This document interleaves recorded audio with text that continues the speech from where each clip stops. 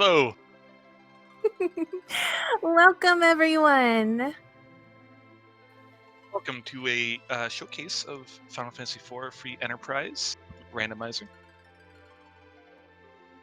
Yep, and we have Woo Bear here with me, and I am Unico Rocket. Hello, chat. And we are going to be doing some table flags that have been slightly modified. I see someone in chat is already surprised that we started with Edge. Yeah, there's been a few modifications for this, Edge being one, because you can do a lot of interesting things with him, with the sneak table specifically. But yeah, So this really, was the... this is kind of a showcase. yeah, absolutely. This was similar to the flags that was used recently in the tournament that just finished a couple weeks ago, but slightly tweaked for interesting. Oh, and Edward Stark and Twin Harp. Oh, wow. We need that. That is one of the objectives, yes. So the goal of this is to do all 4 objectives. You will get a crystal to beat the final boss. And also, neat thing about the Twin Harp is... sorry, I have to click that as well.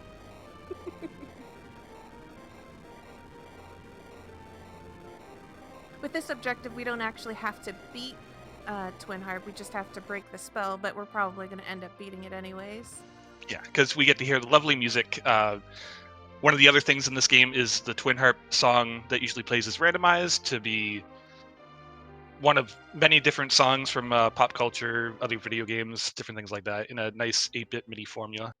Right, and it looks like drcossack is going to see who our 2 free characters here are. Always Lovable Yang, and Tella, which is one of the best characters on this flag set for a lot of utility reasons.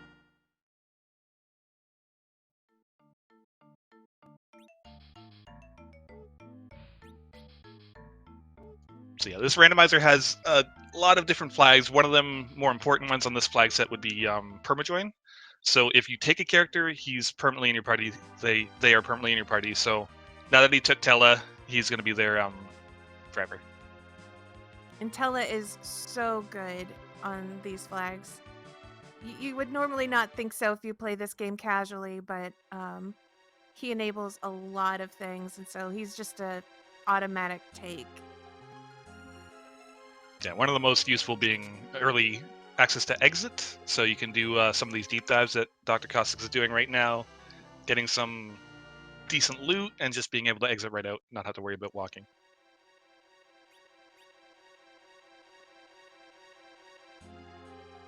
So yeah, you'll be seeing drcossack turning down pretty much all of the characters at the start because you can pick them up later. So he wants to see what his options are before he picks a final party. But Tella, again, is one of the ones that you just kind of want.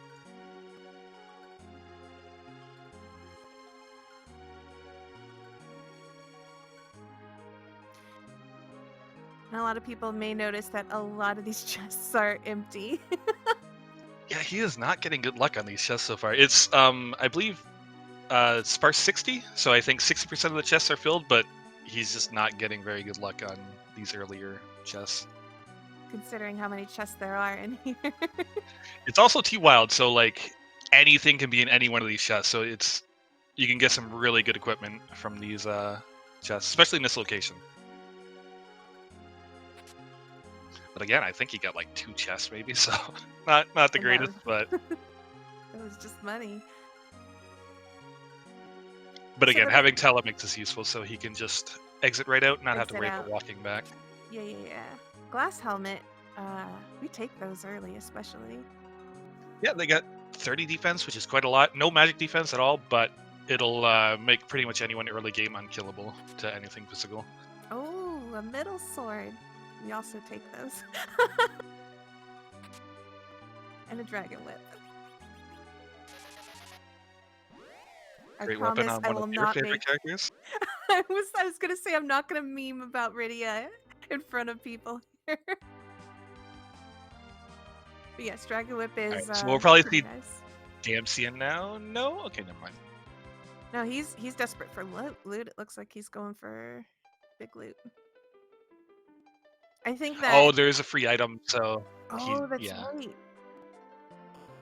Yeah, he's going right You to. didn't forget So Big there's Wig. 2 different ways we can do this item in the game. One is you get the free item just by coming here. The other one is you have to find the Dragon Mist, D-Mist, to get the item. And there's Magma Key, which gives us early access to Underground. I promised to call it Fire Rock. Fire Rock. Yeah, That Dr. works. Cossack made me promise to say that. Well, then go drop the Fire Rock down the well and get access to the underground. One of 2 ways to get underground, the other being the hook, where it's a lot tougher way, so this is a much easier way to get underground access. Looks like he's gonna check out Antlion before going down there. To get more empty chests. Well,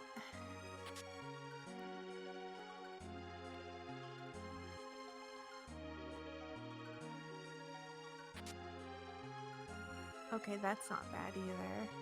Not great, but in reality, when you first are playing a seed, the first thing you really want to get to doing is if you either got like a team of mages, you can just kind of move along. But if you're working with an edge who would benefit from more loot, or even just money to like items to sell to buy stuff to fund the rest of your run. So early part of the game is always looting and looking. An hourglass too. Very strong. Casts all targets all enemies for a stop spell. Super useful for doing a lot of things like trap chests or some of the bosses that don't have the boss immunity flag. Yeah, no boss bit. No boss bits. Yeah, I don't fault the Dark Knight Cecil. Not a very dangerous spot to see him, so it's nice to see him early. He can be very scary in a lot of places in this game. So really right now, all he's doing is swapping his gear here. Mid-combat. Yeah, I don't fault the play on staying above ground, because Edge is a lot later of a game character that you get, so he comes with a lot of really strong gear right off the bat.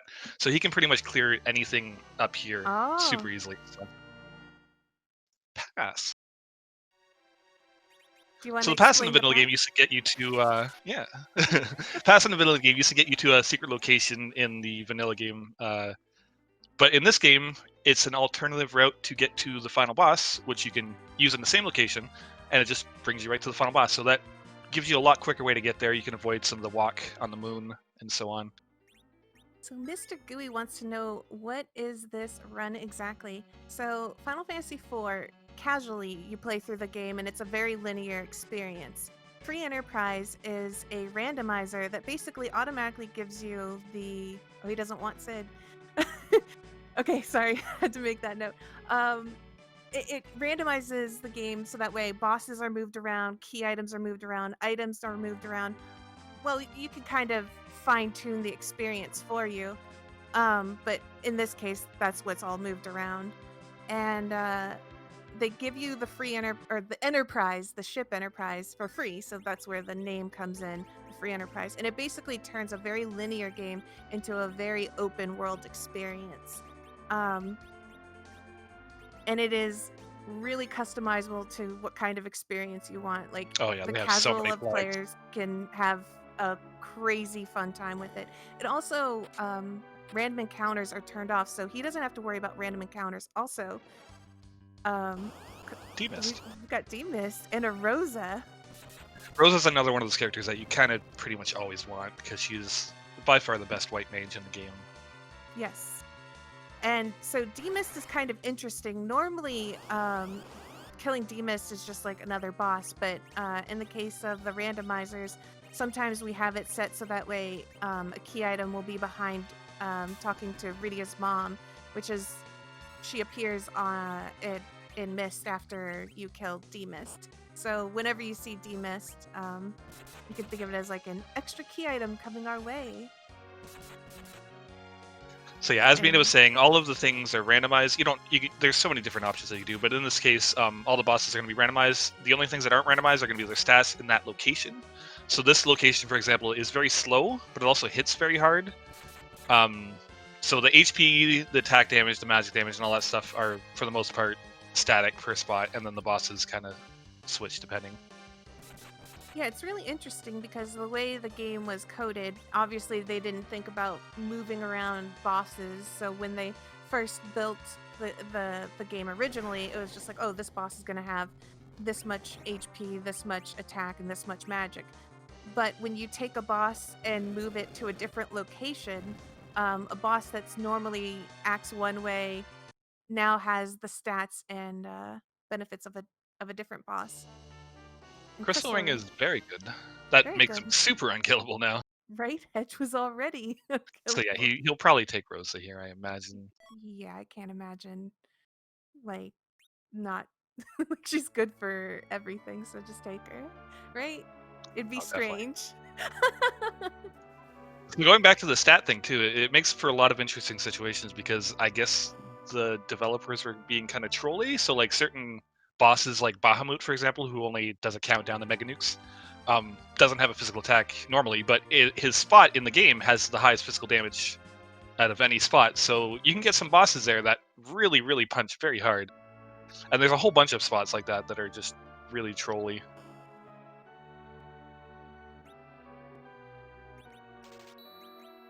Oh, that's a good buy. A thunder weapon. Second best weapon in the game.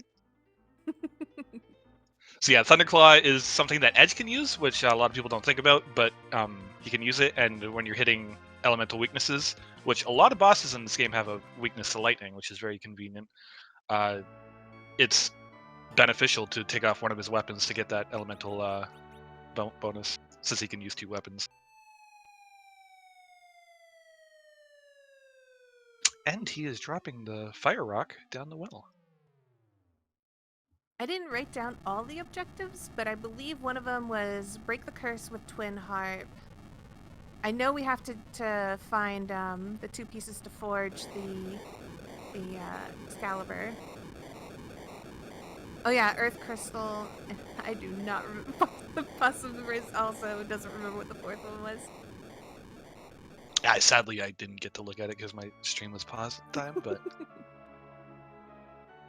we'll figure it out when we see the big objective complete message pop up.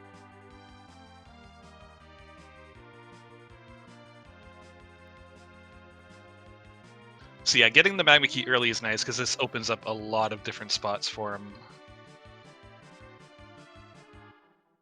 Aha. Very nice. So he's choosing to go down to the Land of Summons first. Yeah, there's a free check down here in the chest, sorry. So that's a pretty standard place to go first to get the free out of the way. You get some information because there's 2 bosses down here as well. You can see what they are. He's probably not gonna be able to do them unless they're like free bosses, but yeah, it's a pretty standard place to go down here early.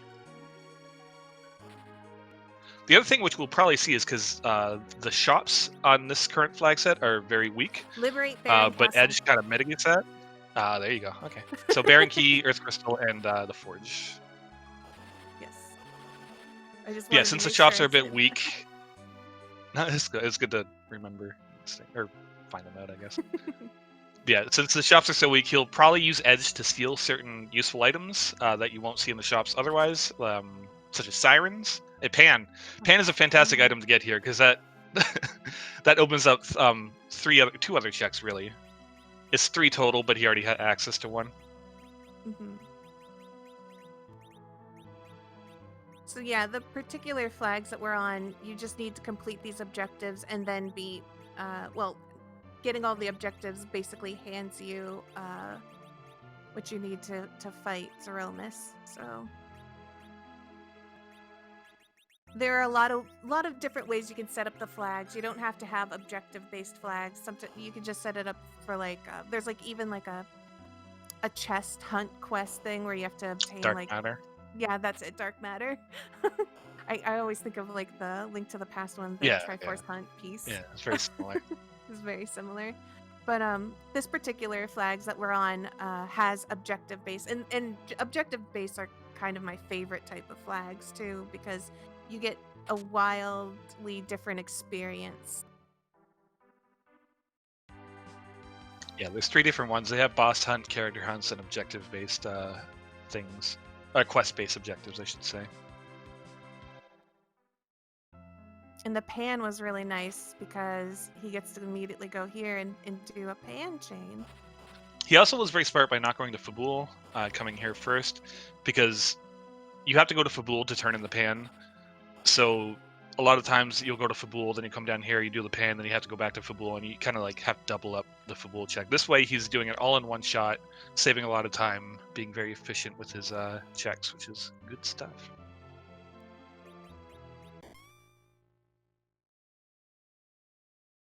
This is like the dream where you don't have to double dip anywhere. You just do it. Oh, absolutely. One Getting go. Magma and Antlion, and then pan in the free check. A rat tail. Sadly, the rat tail, until he gets the hook, just remains as a extra key item to hold on to. Isn't horrible, because another thing in this game is there's a flag for if you get 10 key items, then you get double the experience for the rest of the game. So getting extra key items, even if you can't use them, will help, get you closer to that goal where you can just grind a lot easier.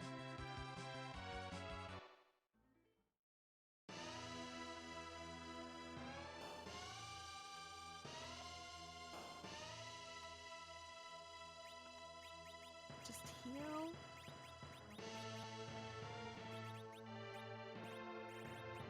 I'm kind of hoping he takes a Yang so we can show off a niche little thing where you can... typically, Yang can only use claws. That's his only weapons. But there's a bug in the game where you can actually steal a harp from a creature in one of the areas. And if you do it properly, you can steal it, and then Yang will get his next turn. Then you can actually equip it if you're in the item screen already. And that actually is a back row weapon. So there's another glitch in the game where if you equip a back row item on any character, for the rest of the game forever, even if you take that weapon off, they will be able to do damage, full damage from the back row and to back row enemies. Ooh, the dreaded Fabul Gauntlet, vanilla. Is this even? Is this even?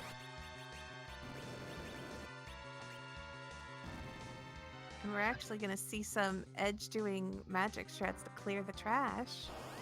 Yeah, it's always nice having Edge when you get a very easy Fabul Gauntlet here.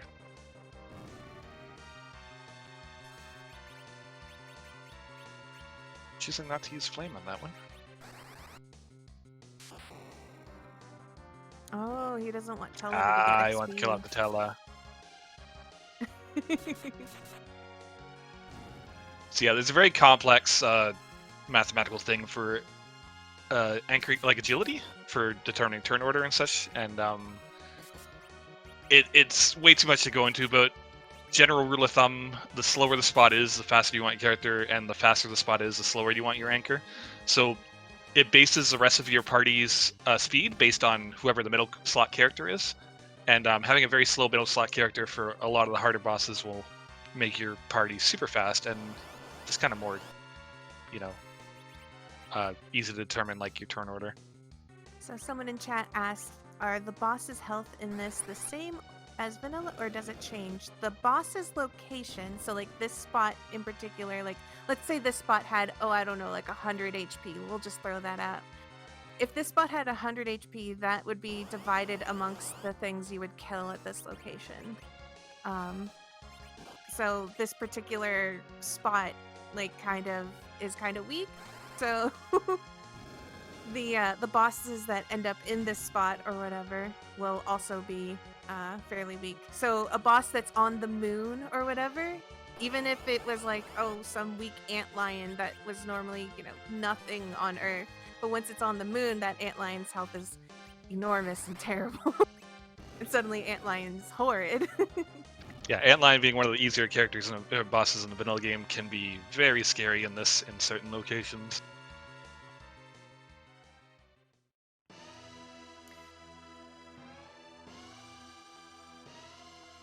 But if you're wondering why Dr. Cossack wanted... there's the hook! And a tiara! Whoa! So many nice things! Yeah, Tiara being one of the best characters for any female character to wear in this game. Tons of magic resistance. It also gives you a lot of black magic stats, so it's very good for Rydia. I think is the only one who can use it to really take advantage of that. But one of the premier top tier items in the game. Another middle, and very nice. So, what we were saying earlier about agility. Basically, the reason why we wanted to keep Tulla, and there's a way to an objective, Baron Key, an Artemis bow. Oh my god! Will we see the murder Rosa? I think we might. I think we absolutely might. Oh wow! Yeah, Artemis bow is the best bow in the game. I think it gives like 15 strength and agility and stuff, or maybe 10. Either way, it gives you a lot of the stats for doing murdery damage. So it's very fun to put that on certain characters that are typically support or magey, and then just have them do tons of physical damage.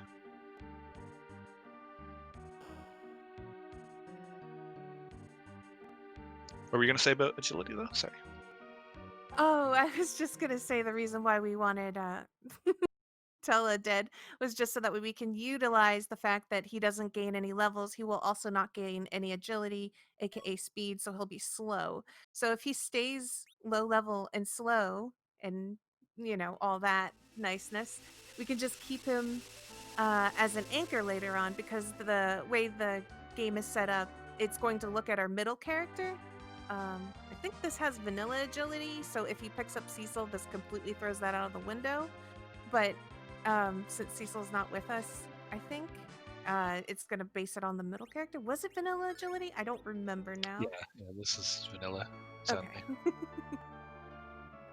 That is sad. Cecil being my favorite character, it kind of really throws a wrench in the works for him. For you, Dr. Cossack. Oh, he really wants chess. I love it. Well, on T Wild, it's very hard to turn down like the lure of anything can be anywhere. Right.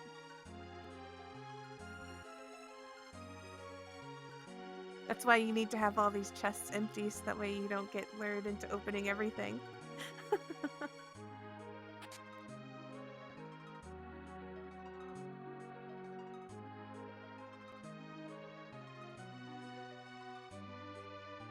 So he's on his way to his next objective, which is to liberate Baron Castle. I believe this is his 4th objective on the list of things to do. Yeah, this part of the castle is pretty easy. There's also the basement part, which typically houses Odin, which is a lot tougher. He probably won't be doing that as of right now. But Baron is a very slow check, but it also gives you access to a few different things. A character is going to be here, and also the 2 2 checks for key items.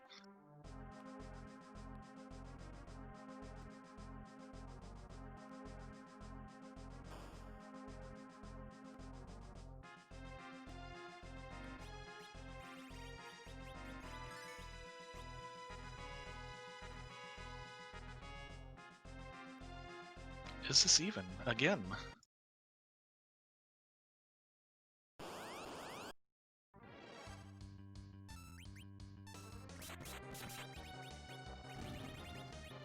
I'm always relieved to see Bagan somewhere early. Yeah, he's another one of those bosses who is, in the vanilla game, pretty reasonable, but can be very, very tough.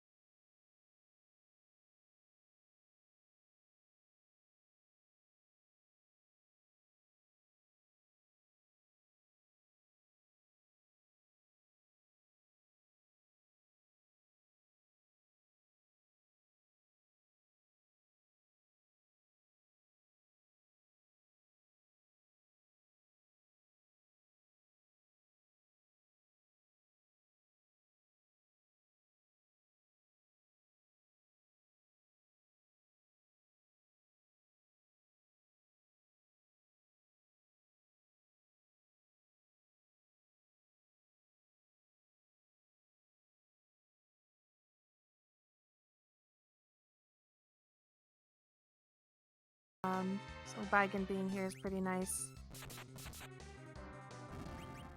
Bagan can be an absolute terror in so many spots.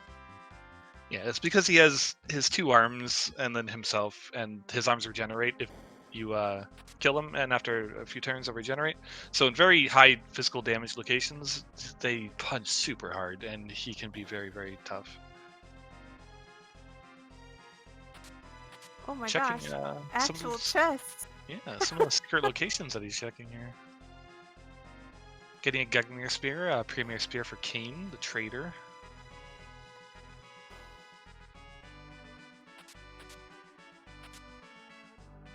Well, at this point in his head, he's probably thinking, like, after all these chests that have been empty at Protect Ring, there's got to be some chests somewhere in this game somewhere. Ooh, Leviathan summon. It's all money, though. There's no way he's picking up Iridia at this point. Yeah, sadly. I don't believe it. It's all money. Rydia, the everyone loves Rydia, a fan favorite. Unfortunately, in the randomizer, not as good as certain other characters, but she does have her uses. Is he gonna change the battle speed? What is he on battle speed wise? He's on 3. Yeah, I don't think he's changed it. Oh, is this gonna be Wyvern? Did I curse him by be saying Wyvern. that? It's That's good one. well.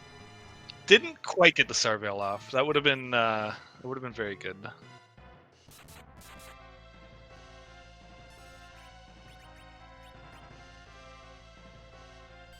So play can be pretty tricky in certain locations, especially when you don't have a full party yet, because it's just how the turn order thing works. But having a dead character already makes it a lot easier, because you kind of just cycle killing off the character and then resurrecting him, and he'll keep casting count, resetting the count on people.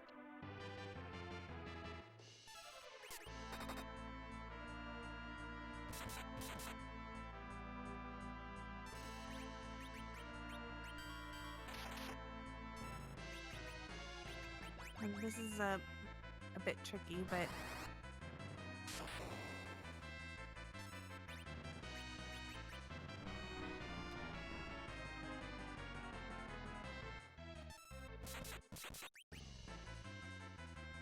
Yep. Oh, he got it. Not a ton of HP here, luckily. Yeah. That could have been rough in other places. In another spot where he would have to juggle that much further along, yeah. Yep. But he got through it. Yep. Not bad.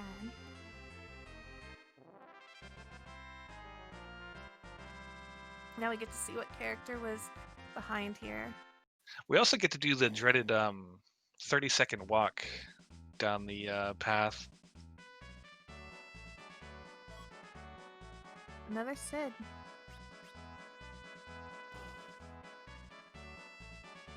I'm really curious what he's going to end up filling out the rest of his party with.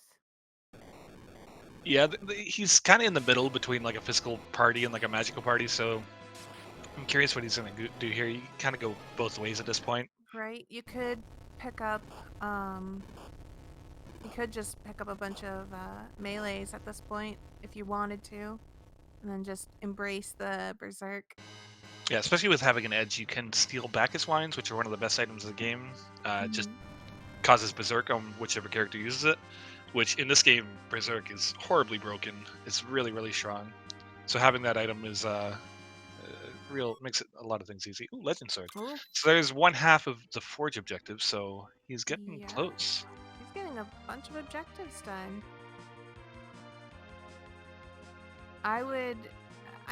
We haven't seen any black mages. I'd honestly embrace Berserk right now.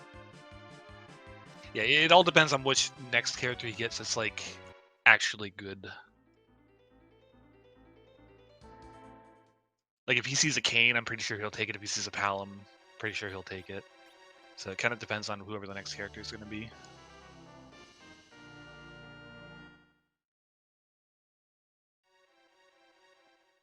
I mean, if he's really, really wanting to go for another character check, there is one available to him right now for free. Yep, in the hook route, there's a character you can pick up. Also he hasn't done Ordeal, so there's a character up here as well. Forgot about that.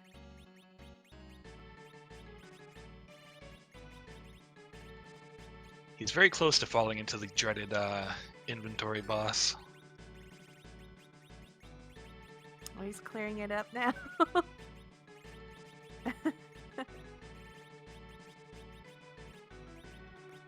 Yeah, when you're actually racing, inventory management is a very big deal in this game. You can lose a lot of time just trying to clear out some of the junk that you have and, different things like that.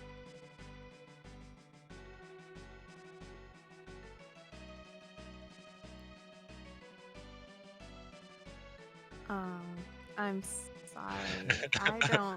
I wouldn't. No, he's I'm 100% sorry. Unless there was if a crystal sword wanted to pop up, though, we could talk. But I wouldn't.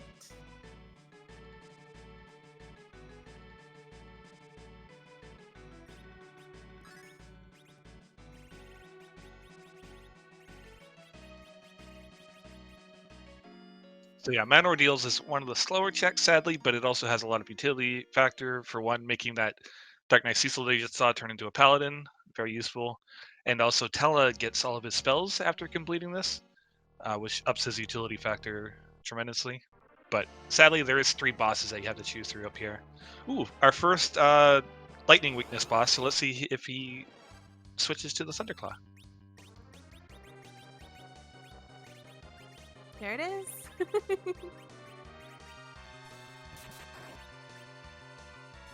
Look at that damage. And he really doesn't want Tella to even get like dream of XP.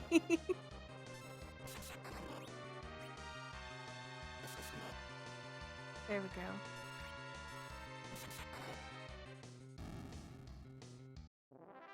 Might as well kill him now in a relatively easy spot because this next spot, kind of annoying. Yeah, the back attack spot is much more dangerous for the most part compared to the first spot. First spot doesn't really have much stats, physical attack, magic damage wise, and stuff like that. But this back attack spot can be rough, and also CPU, not hard, but very annoyingly slow.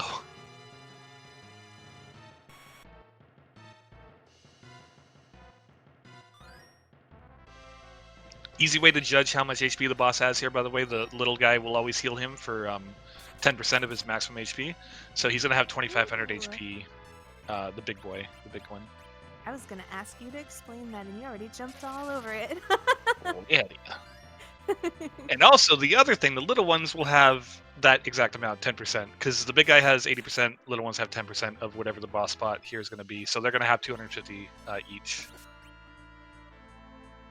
Yeah, it makes CPU like the one boss that I can always math out whenever I'm in a run. Every other boss I have no clue about, like, don't ask me.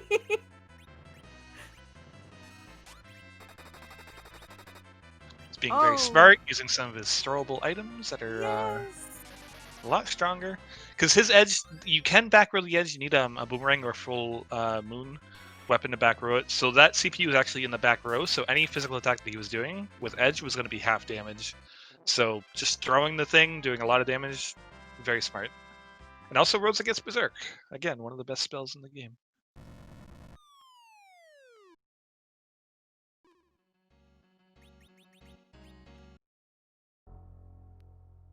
So unfortunately, you get a full heal here, so he's going to have to kill off Tella again. But there's no XP in this spot, so he doesn't have to necessarily do it now. But yeah, typically this spot is pretty easy boss-wise. There's not too many things that are going to be scary here. What do we get? Pink tail. Well. Ooh, is this Wyvern?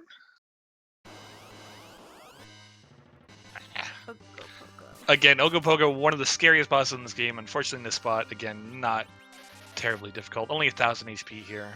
And also, going to Pinktail. Pinktail in the vanilla game, super rare item from Pink Puffs on the Moon. It gives you the Adamant armor, which is stupidly broken.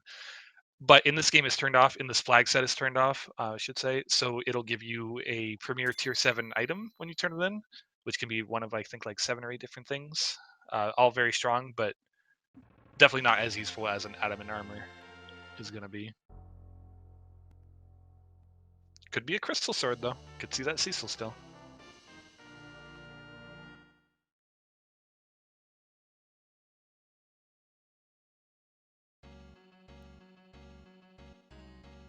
So where do you go here now, Dr. Caustic?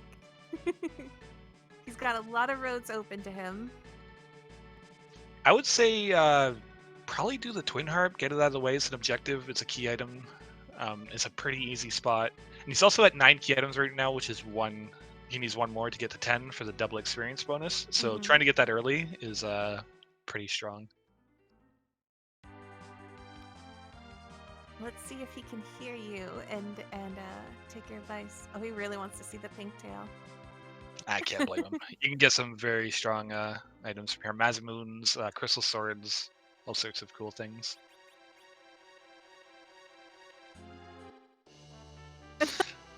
Artemis bow, not what you were hoping for, but hey, it's a thing. I was thinking in my head, what if he gets another Artemis bow? He's gonna go angrily sell it, just for no reason.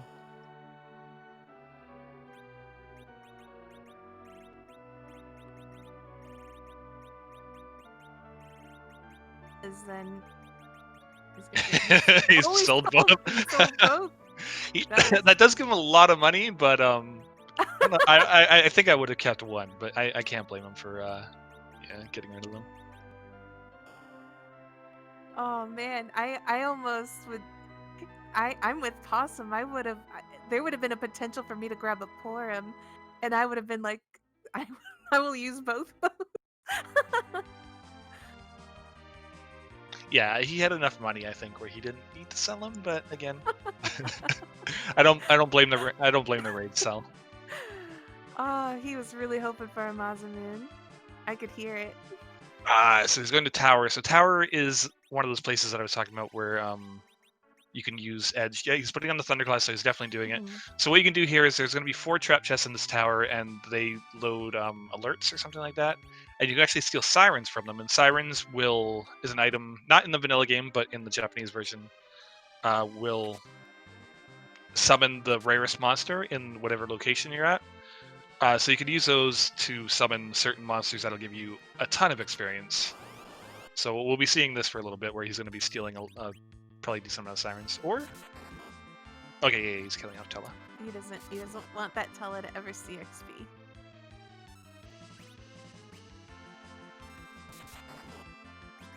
Tella has his uses. Getting XP is not one of them, sadly. Oh yeah, he picked up that longsword. Yep.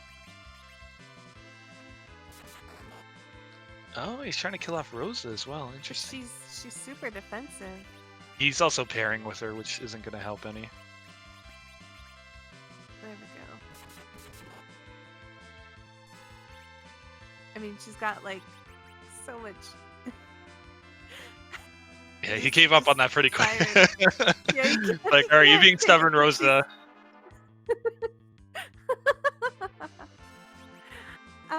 It's so funny. If you really want to do, what he should do is resurrect Tella, probably use Virus, and then kill off Tella again.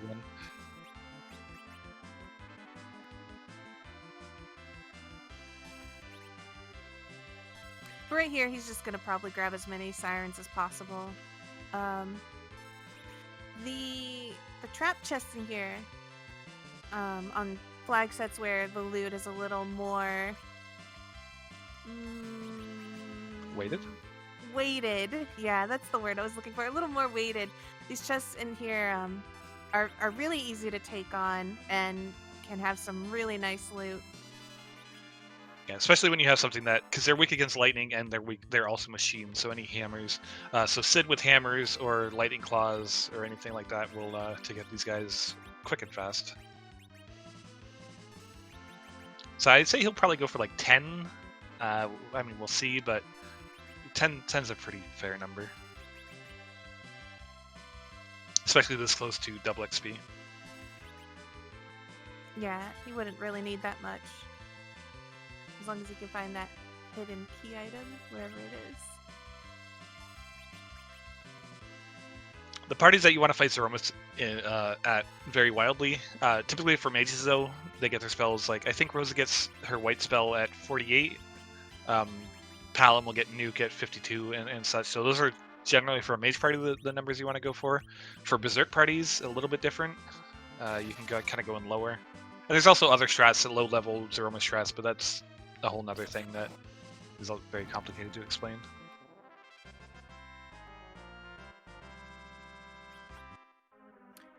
Right now would be really nice to find a cane. Yeah, White Spear, one of the better weapons for him. Defense sword a little bit better technically for up until a certain level, but yeah, you got a lot of weapons for Kane. Would not be bad seeing a Kane. He thought about doing the tower further, but thought better of it.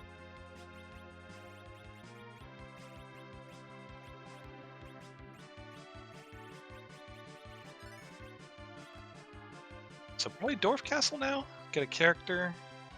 Yeah, I'm thinking so. He probably is just searching for that that one character that will say, okay, this is it. I have a feeling if he doesn't find it here, he's just gonna take some people at this point. Yeah, in most racing flag sets, Edge is typically restricted, so you can't get him too early, kind of for this reason, because he just kind of destroys anything early on by himself. So that's why he's not like worried too much about like Cabin. filling out his party yet. Cabin's super useful to find, always nice. I never seem to find him on this flag set, but it's fine. Leviathan. Another boss that is weak to lightning.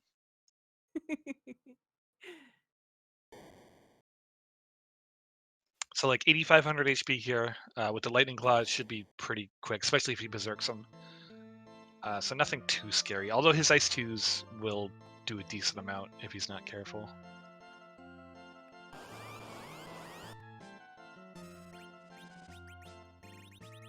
Yep, there goes the Thunder Claw right back on.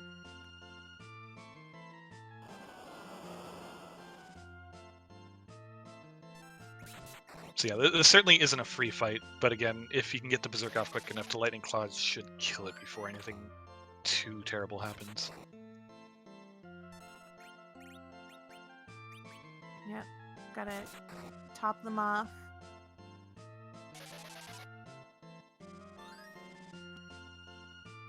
And then Edge should just carry it. Well, that's gonna be bad for Rosa. Yeah, one or two more hits should do it here. Ooh, that was that was a big oof, but he got through barely. Unfortunately, there is another boss coming up, so could be scary. The stats in that spot aren't too high, but again, he's only at 40-something HP, so... He might have to take whatever character's here just so he has... Oh, Cecil. Interesting. No! No! Oh. Can he... Well, at least... Yeah, I think nice. he's good now. Nice. So, the thing with Vivalis is, depending on what spot she's in, she's almost impossible to hit. Ooh, this is gonna be close.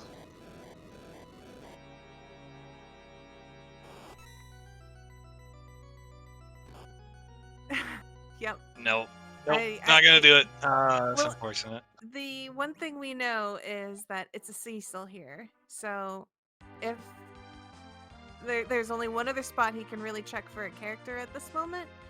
Otherwise, I think he's probably gonna go for levels here. Oh, yep. So yeah, I was just saying, when Vivalis is in her tornado mode, she gets super hard to hit with magic and physical, depending on what spot she's in. Certain spots, she's completely immune. In that spot, luckily, you can hit her, so it wouldn't be too bad as long as you can start doing damage to her, but being at 40-something HP when you start to fight is not going to end well, sadly. But yeah, she could be a very scary boss when you don't have Kane and she's in certain spots.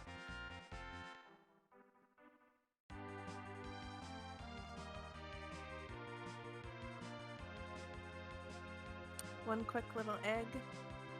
Oh, he's thinking about where to go. There's so many choices, but he really has a lot of places open to him right now to check. Oh, he's going for the trap chest. I like it.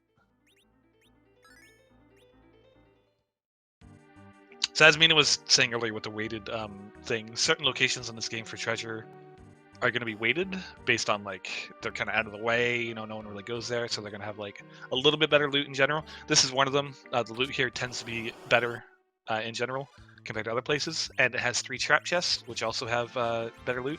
So you can get some very good things here, but it's kind of risky because it's a time investment.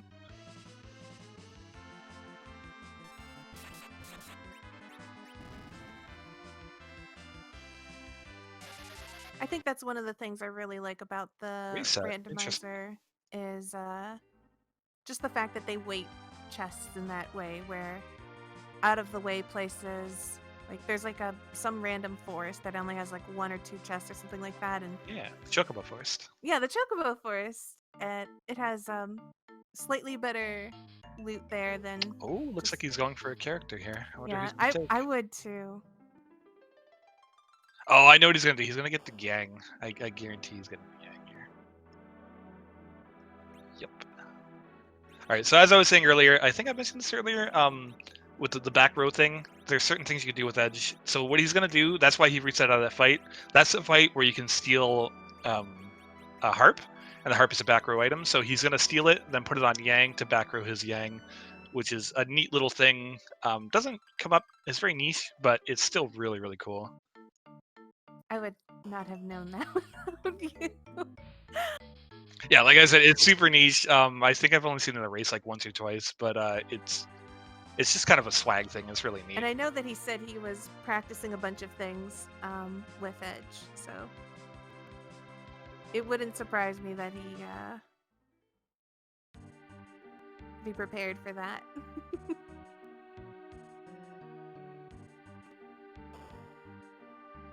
The basic setup here is you're going to want to steal with Edge, and you're going to want to have, before the steal goes off, you want to get to Yang's turn and go into the inventory. And as Edge steals the item, if you're in the inventory, it'll show up, and then you can just equip it onto the person. And yeah, that'll put the back row flag on, which never gets removed after that.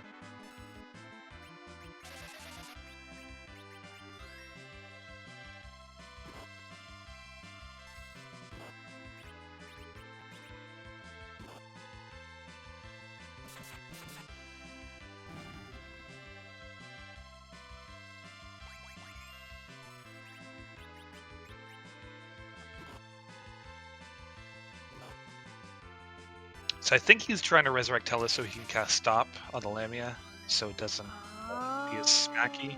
I think that's what he's going for. I was just thinking, like, what is the teleport?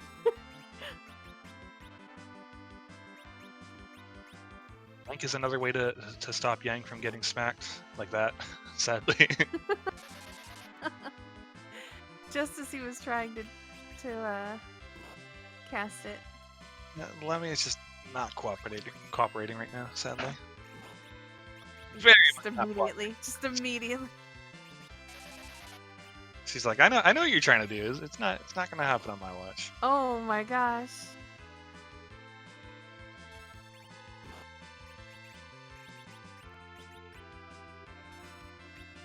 I think we got it. Alright, he got it here. Oh, you should have went for the steal. Why are you healing? No.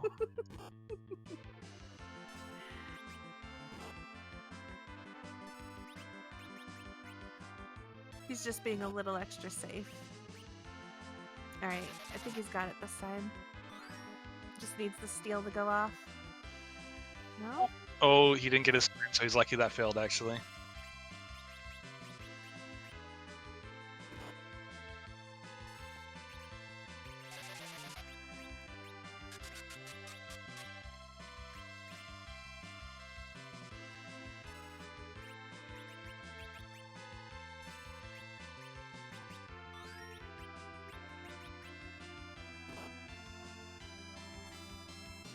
He's having to shuffle their turns around.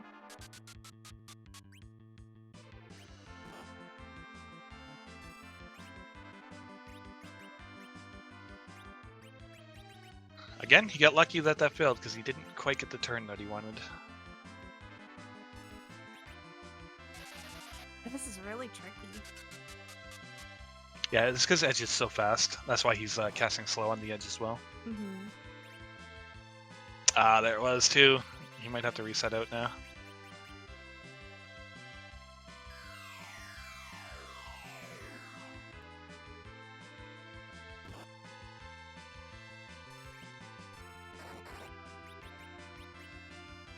Yeah, it looks like he's just not going to bother, which is fair.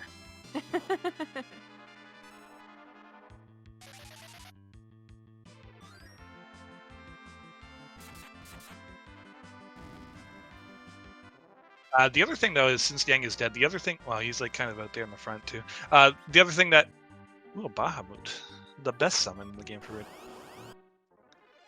The other thing, one of the features of the game is if a character is below the median level by 5 of the party, they will also get double experience. So there's benefit to keeping a character dead at level 1, or base level, whatever it might be. And then doing a very big fight where you get a lot of experience. And then it's called a slingshot. They'll get a ton of levels, and you can get some pretty crazy levels on certain fights doing that method. That's also very bad, having your DPS person get slept.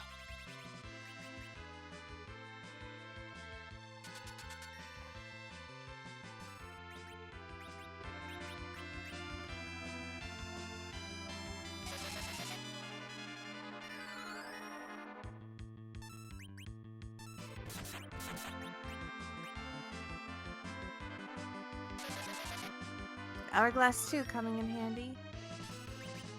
Kind of unfortunate spot to use that, because it can be very useful for The other one? Yeah. fights. But you gotta do what you gotta do. I mean, he was gonna die there probably if he didn't, so it's Right. a very fair use of it. Another spear for Kane. Like, I think we've collected every spear besides... No, I think we've collected all the spears. We have all the spears. We're missing the best one still. We're missing the defense sword. No, we're missing the flame spear. I was setting that one up for you. That's true. That's true. Hey, the flame spear has served me well. Yeah. A typically horrible weapon, but Mina loves it. It hits a lot of weaknesses on certain bosses, so it has its uses. Elemental weapons in general, if you have the Murasame. Murasame, one of the better weapons for Edge. But as I was saying, elemental weapons, not a bad thing to hold on to if you have a character that can use them. Until you've exhausted all the bosses that can, be exposed by its weakness, then, not as useful. Yeah, things like Blizzard Sphere, Blizzard Sword, not the greatest damage-wise, but if you can utilize the weakness, doing 4 times damage is a lot better than some of the bigger weapons that you can get for those characters. So this is a fight, sadly, that he would have probably liked to use the Hourglass on, because this is where you can steal... This is where you can steal Bacchus Wines, but it is what it is. Also, another thing that he could do, I don't think he's done it yet, these guys are weak to any mage stuff, so he does have a Mute Dagger in his inventory. Edge can use a Mute Dagger, which will do pretty much one-shot any of them. But, yeah. Size also is great if it actually goes off.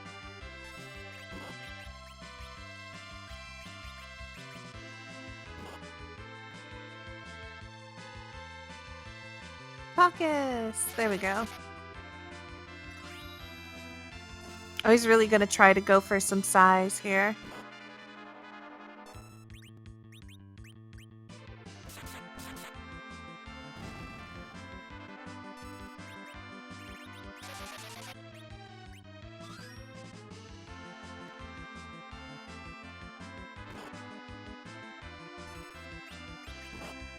At the very least, these guys take nice damage.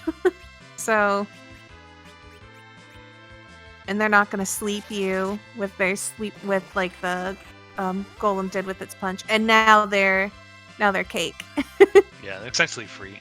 They're not weak to too many things, but size is one of them, and it makes them do just 1 damage. So it's so now he can steal all the Bacchus he wants, and probably kill Tella.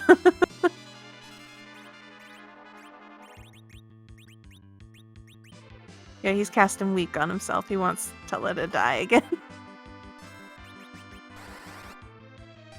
Oh no, virus. Oh. Focus! Probably my favorite item in the game. Berserk's just too good in this video game. Now, if only he had kept, like, the Artemis ammo.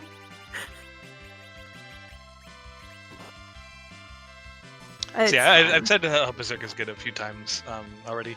It's good because a couple reasons. One, it increases your damage by I think like 50%. It's pretty good. But also, how the turn order in this works. When you're Berserked, as soon as your character gets their turn in the queue, they immediately go. Instead of you having to like push fight, choose a character, blah blah blah, which takes time. This is just boom. As soon as they get a turn, they attack. So it's super quick once they get going.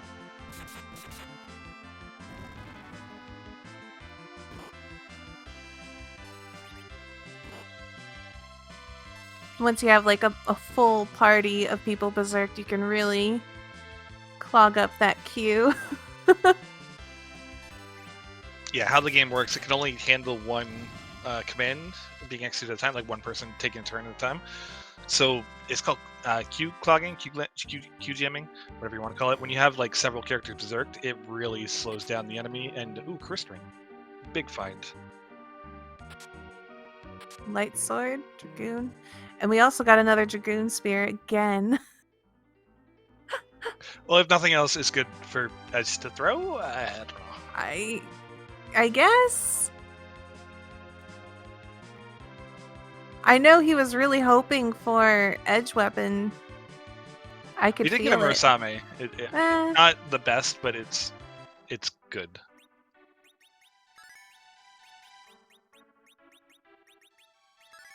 I honestly thought he would instead. It looks like he's about to do a grind here. I honestly thought he would have tried to do twin harp or I guess do twin harp just to see if he could get another piece. Yeah, twin harp makes sense because you're at 9 key items. You're one away from getting double experience. It's not a hard spot. You don't need like levels for it. Your party's good enough. But getting a few extra levels now is also fine. I don't think he's going to use all of his sirens. He's probably just going for a few. And now that he has a curse ring, he doesn't have to worry too much about Tella because curse ring gives you -15 to all your stats. So pretty much guarantees that Tella's going to be at 1 agility no matter what levels that he gets. Yeah. Tella doesn't get much agility anyways. He actually loses strength and vitality as he levels up, which is kind of funny. Sadly, he does get agility. I like that. That's a nice touch. Neat. It's neat, right?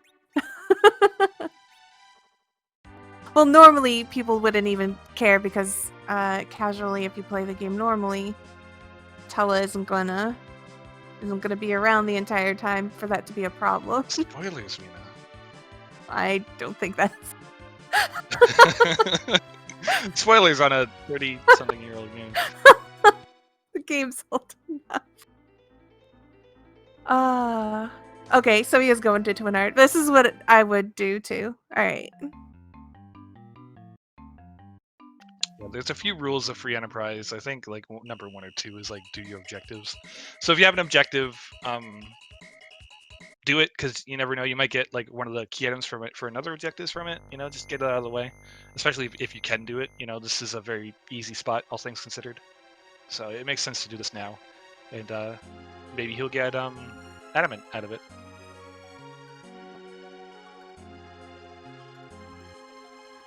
Or Earth Crystal. I think that was his other one, Earth Crystal. Yeah, he doesn't need to actually loot the treasury. He just needs to unlock the treasury.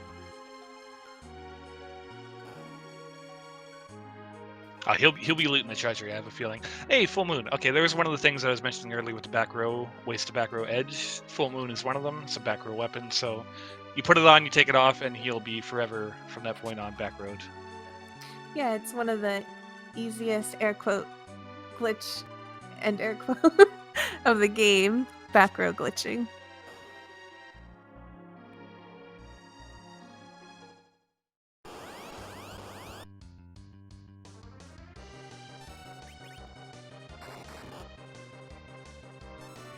So yeah, I think we mentioned it earlier, but we get to hear fantastic music now because the Twin Harp, as I said earlier, they randomize the song that it plays now to play something from other games, pop culture, different things like that. I don't know how many specifically songs there are, but there's quite a few, so it's one of the fan favorite things to hear the music. So I'm glad it was an objective.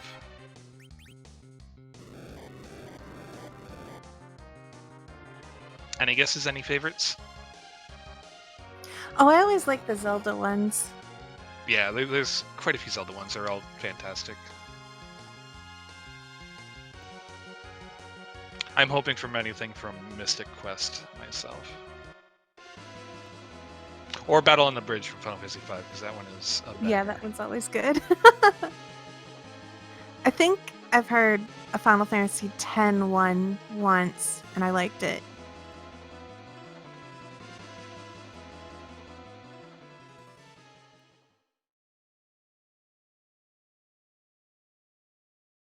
DJ Spoony Bard.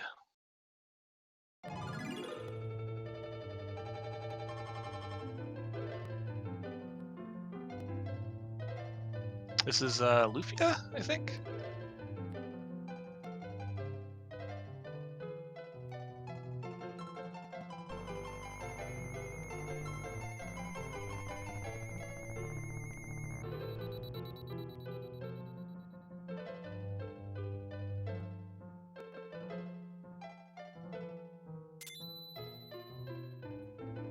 Battle. Ooh, Final Fantasy V Battle on Eye. Yeah. Very sad that I got that wrong, but it's fine.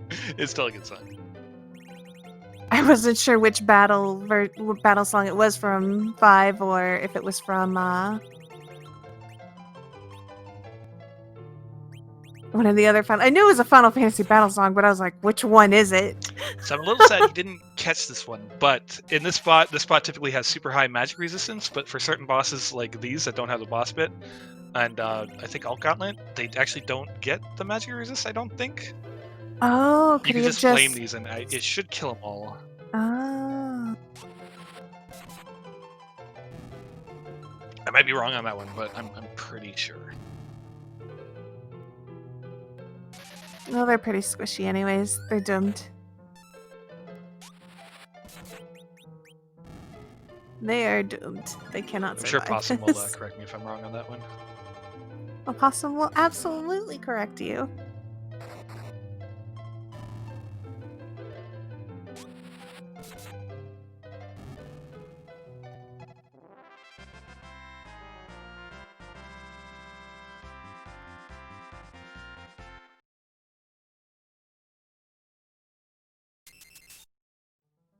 So yeah, if this was his final objective, he wouldn't have to have done that battle. Oh, Masamune! The best of the edge weapons. That is delightful. It was not a key item, but I'm sure he's not upset to see that.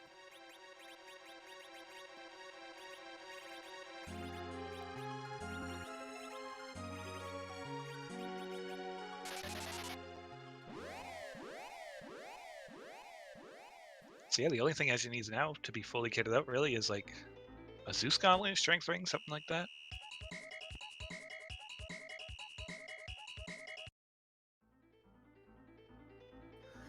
So really, what we're on the hunt for at this point. Yeah, he doesn't have too many spots to go anymore. There's Fey March, right? There's Tower, there's Odin, Luca. I would check Luca. Luca's good because you don't have to fight a boss to check the item. You can just walk down there, see what the key item is, and figure out if the boss is kind of difficult. It's very fast. I think it's tied for like the second highest speed in the game, but you don't have to fight the boss to see the item, which is beneficial. But it's also quite a walk. So quite a walk, but he's been looting things anyways. Hey. Ooh, Ribbon. The dreaded inventory boss finally gets hit with it, but Ribbon is definitely a worthwhile item to see.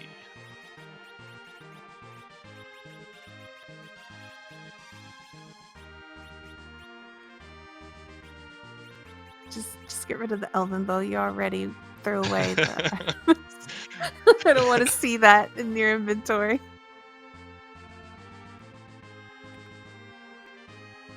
So I guess he waited to do Keyless Tower. Yeah, Keyless Tower is favorite play of some of the runners in the community. It's tricky because like it's a pretty far walk and the boss isn't like super easy, but you know, when you sometimes you want to gamble and you might want to do something like that, and if you get paid off, it'll put you decently ahead. So it's an interesting play in a race. I know someone in here likes to gamble Keyless Tower quite a bit. Me? You? Possum? Definitely you. No. Sometimes.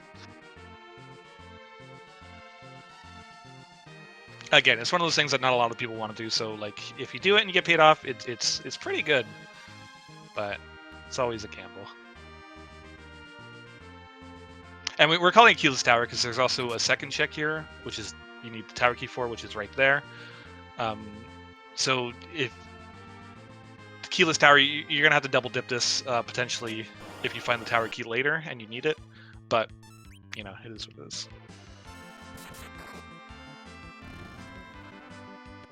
Not quite as gambly as doing Graveyard Ledge, but I was gonna say it's akin to basically doing something where you're like, if I have to come back here, this feels real bad to do it. I think the worst thing that I used to be a fan of was doing Hammerless Swamp in Into the Past. Don't tell anybody. That's a terrible thing to do. I don't think there's anything worse than that in any sort of randomizer that I've ever seen.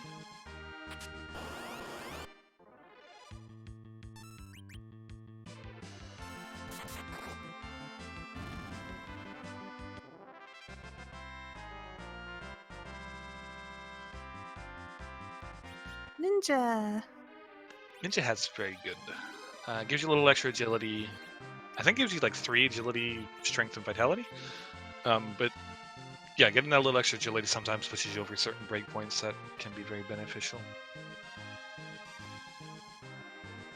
Really, any sort of agility item you just kind of keep just so that way you can mess around with agility. Like the top runners will be able to just kind of manipulate themselves around things. Yeah, one of my favorites is actually because on the final boss, certain breakpoints, 28 agility is one that you want to aim for, and characters like Fusoya will always have 20 agility. But if you put a ninja hat and a crystal ring on, it actually gets them to 28, which is kind of fun.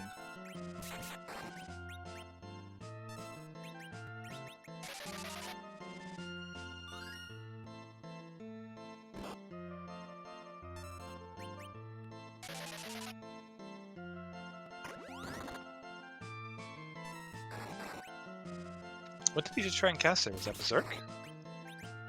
I think so. I was just about to ask you to explain something unique about Yang that you can do in other locations if he had the right character. Well, Yang is a scripted fight in the vanilla game. Typically, it's right after you get... Well, not typically. It is right after you get Paladin Cecil. So in the fight in the vanilla game, when Paladin Cecil, after he kicks for the second time, technically a little bit before, but after he kicks for the second time, you can actually just smack him once with Paladin Cecil, and it just ends the fight, which translates it transitions over to this game as well. So if he did have a Cecil, he could just hit him once, and the fight would end. So makes Cecil super useful in this kind of situation.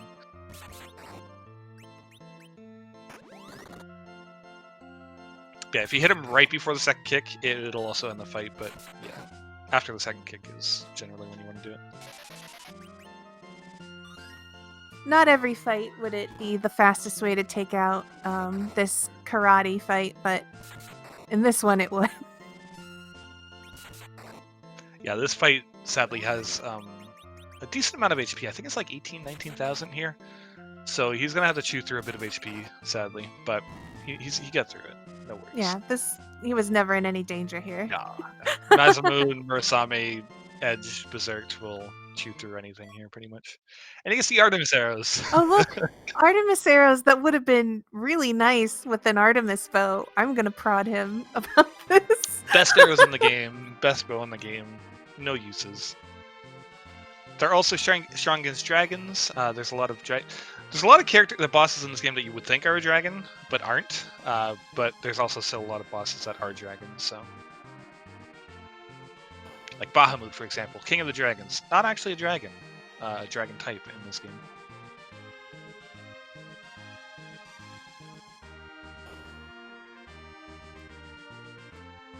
Yeah, one of my favorite things to see in some of the race commentaries that we have with Free Enterprise is tell me, chat, do you think this is a dragon? It's very confusing. Some of them. D-Mist clearly looks like a dragon, not a dragon. And chat will argue back and forth whether or not it is a dragon or not a dragon. It's great. You know what D-Mist actually is counts as a slime. So things like the Drain Spear, which is strong against slimes, actually does, or Drain Sword, does more damage against her, which is funny.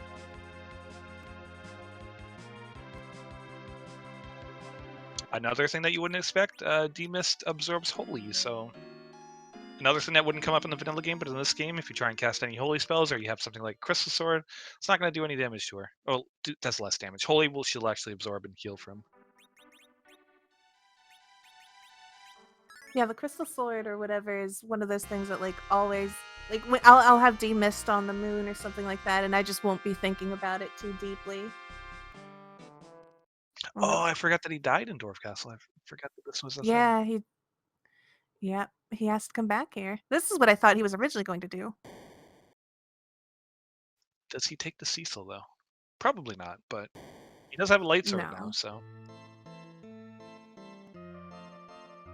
And I think he has a Dwarf Axe, although you don't want to anchor Cecil, but he does have a Dwarf Axe.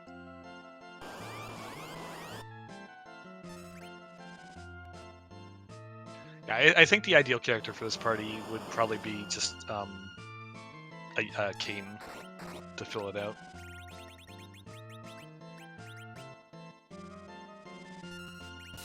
If you could find a Kane, yes. But who would you take in this situation if he doesn't find anything better than what we have already? Me personally, I would just take the Cecil. The agility isn't that bad. You can just get him up to the mid-40s. I think 44, 45 is when he hits 28 agility, which is the ideal number for something like that. I mean, ideal number would be like 1, but if you're not going to get 1, 28 would be the next best. He's also found Horam and who else? Oh, Sid. Edward. And Edwards, yeah. Sid's and another Sid, yeah.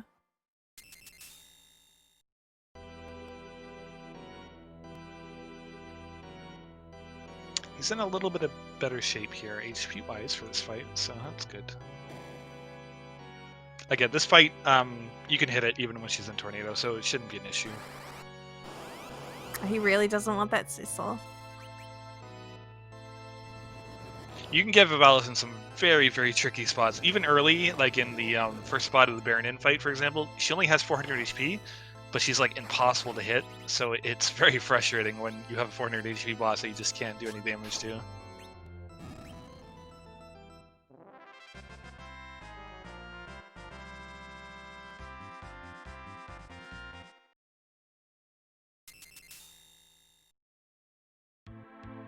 I think I've had trouble with her in a lot of spots. One of the ones that I remember is like Fabul, like the full attack or whatever. Yeah. The back attack on Ordeals is very rough. Oh, impossible. I hate that spot.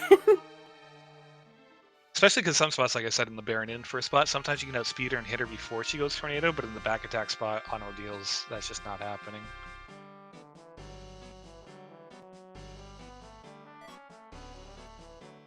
Oh, well. I don't think the Spoon flag is on, sadly.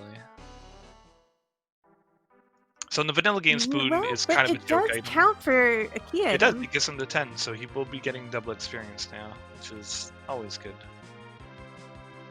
But yeah, kind of a joke item in the vanilla game, the Spoon you get for returning the pain to Yang's wife, and is Edge's best throwing weapon. I think it has an attack value of like 255 or 250 or something like that.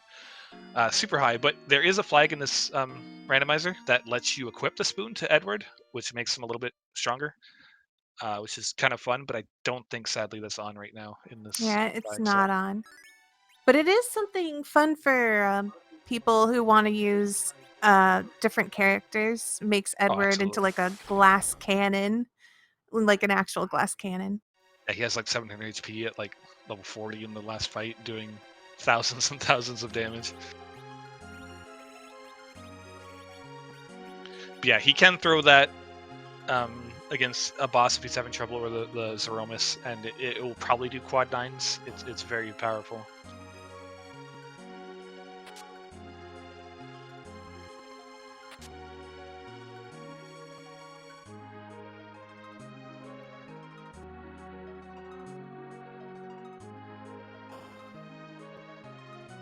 Right now, I can feel like Woo and Possum just cringing at every chest open. I was just thinking, like, okay, like looting is fine, but like just hit R so you can throw the item away, because you're gonna get into the inventory issue again, and you don't need most of. He's only looking for something godly like Crystal Sword or whatever. Yeah, right? yeah. It's fine. I like for people who never get a chance to play randomizers. It's exciting to really open up every chest and see what sort of crazy loot you get. So Especially it also non-hardcore takes time. racers. So when you're racing, it takes time, and that yeah. Oh, he ain't gonna even save. Oh, he's just gonna. All right. That's a bold move, because there's a lot of bosses left in the pool that are very tricky, including Wyvern. And this spot is really, really fast. So I don't need. Did he put on the Chris string? I didn't see it, but Well, there's Dark. oh, well. I'm not going to click it off yet, though. Let's see if he can finish the boss.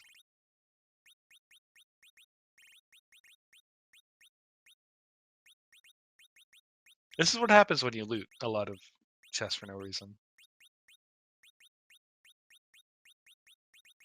Is it on Shouldn't say Tella? no Okay, reason, nice. Okay, so if it is on Tele, he has a chance against like Wyvern, but it's still a very dangerous fight. We've mentioned Wyvern a few times, by the way. It's one of the bosses in this game that he opens the fight with Mega Nuke, which will just wipe your entire party typically. So if you're not prepared for him, it can be really rough. Oh, Darkim's easy. a little bit less, a little bit less tricky. This is one of the fights that we mentioned that doesn't have a boss bit, so they are susceptible to any status element effects. Auto death, mini toad, anything like that. Size.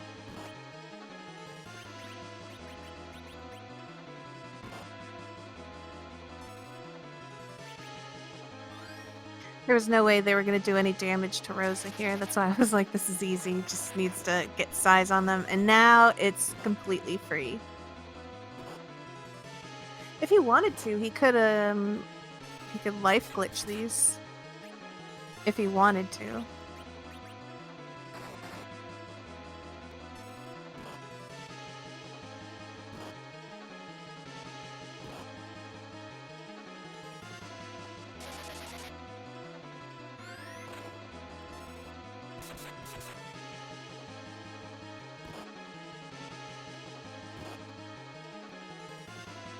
I think something happened to Woo because I can't hear him. But I guess I'll explain what life glitching is. For those of you who don't know what life glitching is, the enemies in this game have a vitality of 0, which is to say that if they get revived with no health at all. So if you throw a life potion on something that's dying that can be revived, you basically revive them at 0 health, and you get all the experience for it. So it's like getting a second kill on something. So in spots like these where you have a boss that doesn't have like a boss bit on it, so it's not quantified as like a boss that like normal boss, like, you know, Golbez or whatever. In the case of like these trash monsters, if you were to revive them, you get their XP again. So it's really cool, and it works on all the normal enemies, and it's how a lot of grinding in this game gets done very quickly. Can you hear me, by the way? I can hear you now. Okay. Yeah, good explanation. That's what I was saying when I guess I was muted or whatever. But Something. Yeah, I was thinking to myself, like, I figured you'd probably talk about life glitching here, but I was talking in length about it, and then you're like, oh, I guess I can't hear Woo. I'm like, oh crap. No, but yeah, that is exactly how it works. They have zero vitality, so they get resurrected, they automatically die again. You get double the experience. So yeah, it's super useful. One of the more utilized glitches in this game. there are all kinds of glitches in this game. Some of them I find to be extremely easy to understand and do. Like back row glitching is something you've accidentally done casually, probably in this game without even realizing you've done it. Certain characters can Life back row glitching. glitch. Not that they matter, but like Edward, for example, his harp just is already back rows, so he just immediately has Yeah. the back row glitch on. So yeah, getting the darkness crystal was good because that opens up the entire moon now. So there's like 7 checks up there, 7 different key items.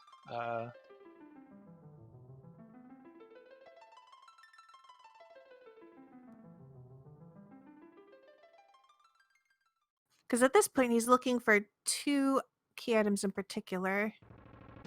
He's looking for the earth crystal and the adamant so he can forge. The X-Cal. That's a good point. He does get the X-Cal, right? Even if he gets the crystal from it, so he might take the Cecil? I'm a big Cecil fanboy, so I I'm all about taking him whenever And I can. I know that Dr. Cossack is an even bigger Kane fanboy, so I would say he is praying for a Kane. He is checking the character here. Oh, is he actually just gonna... What is he doing? Does he need a reminder of who's here? I was like, are you not gonna check the moon first? I was a little well shocked. played, Dr. Cossacks.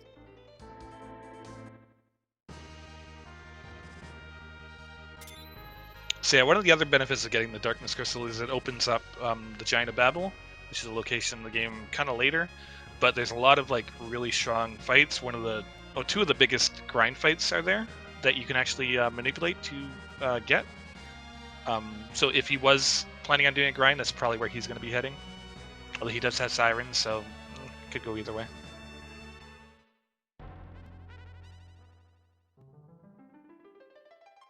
Who's it going to be? Well, I know what I'm hoping for, but I know what he wants. Well, That's not what he wants. that is not what he wants at all. This is Tell is great, especially in these flag sets. He's an auto pickup, but kind of only want one of them, not 3 of them. So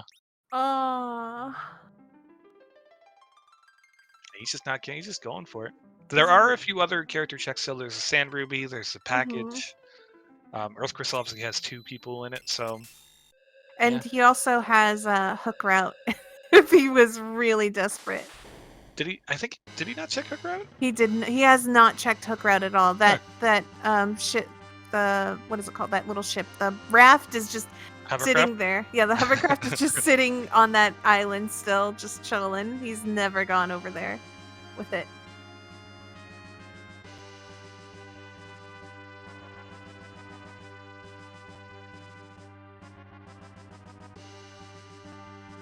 So he's just gonna truck along. He will absolutely not pick up that Cecil. Yeah, we'll see. He's also choosing to go bottom up, which, as I said, there's 6 checks, 7 key items on the moon, and there's 2 of them near the top, and then a whole bunch down at the bottom. So a lot of people, for efficiency's sake, will start at the bottom and like work their way up, which he's choosing to do. I can't blame him on that. Fortunately, it's a bit of a walk. Although he does have pass, which is, again, it's smart that he's doing bottom up, because then he can just leave, and then he doesn't have to come to the moon ever again. So if he gets the items earlier down here, he can just leave and then use the pass to get to the Romans instead of doing the walk down here again. He is looking for 2 specific key items. So even if he only finds one, he might end up having to stay the whole time. Yeah, that comes with an interesting thing in like a racing scenario where it's like save scumming. Like, do you leave a save up here? Do you leave, check the item, hoping that it leads to the other item, or do you just finish off what's up here, hope it's up here? You know, it's a lot of interesting strategies involved with stuff like that.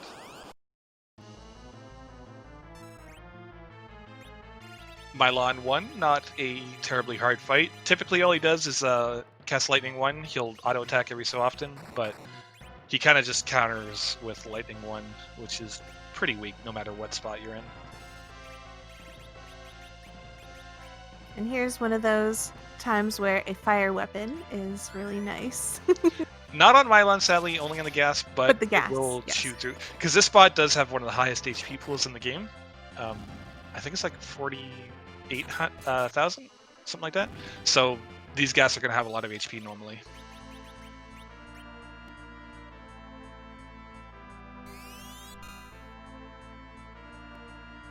Rosa's still impossible to kill. Yeah, nothing here is really going to do damage, sadly. Maybe his punches will do a little bit, but especially not to Rosa.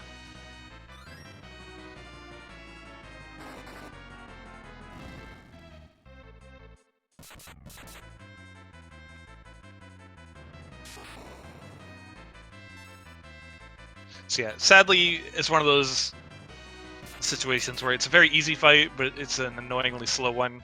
Not much you can do about it, really. It is what it is.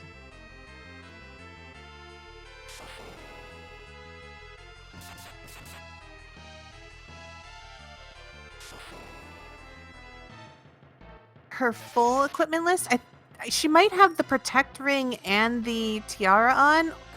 Either that or she has the crystal ring. She has either protect or crystal. I'm not sure which. And I believe Edge has the other ring that isn't that one.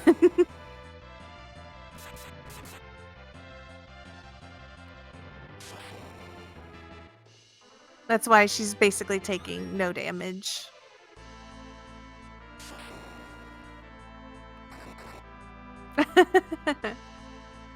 Doing that prey. This isn't Earthbound.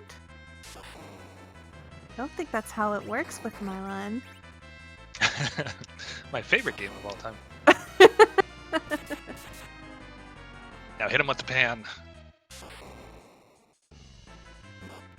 Well, we already gave it back to Sheila. That's fair. Good point.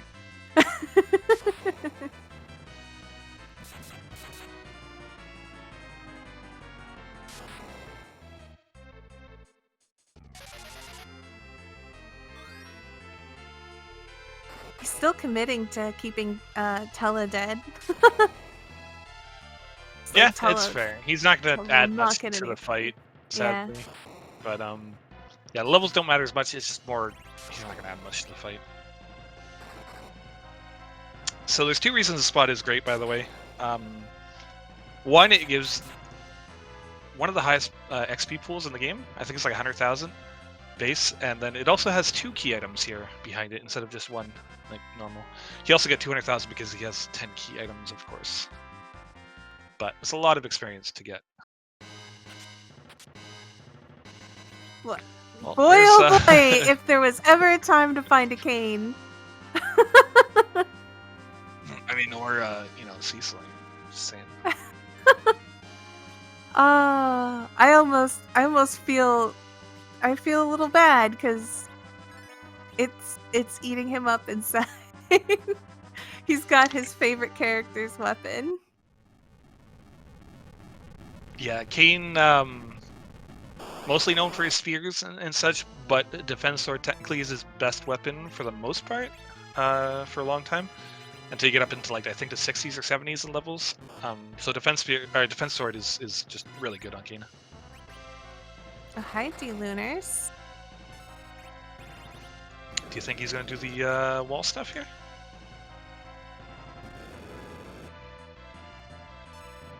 I mean, it's my favorite way of handling them, but...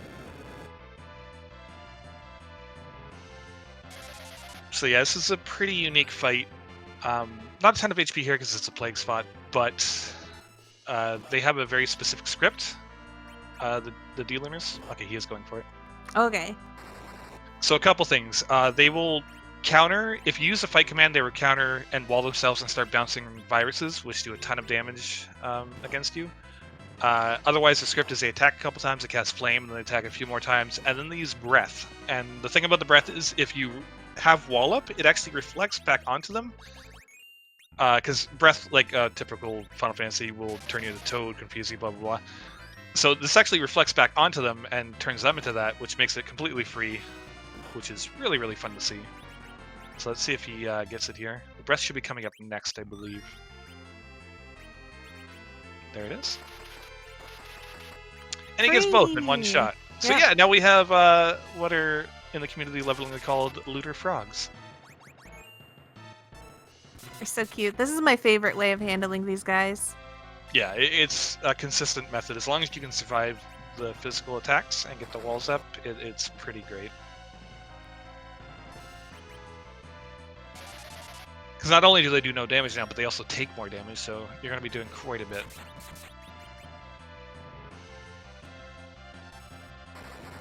And also they're weak against fire. That's why Yang is doing 5,000 damage per hit with his Fire Claw.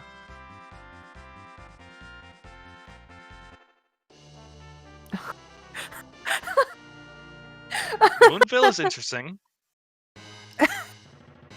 I just love that the first 3 checks on the moon have been duds. Yeah,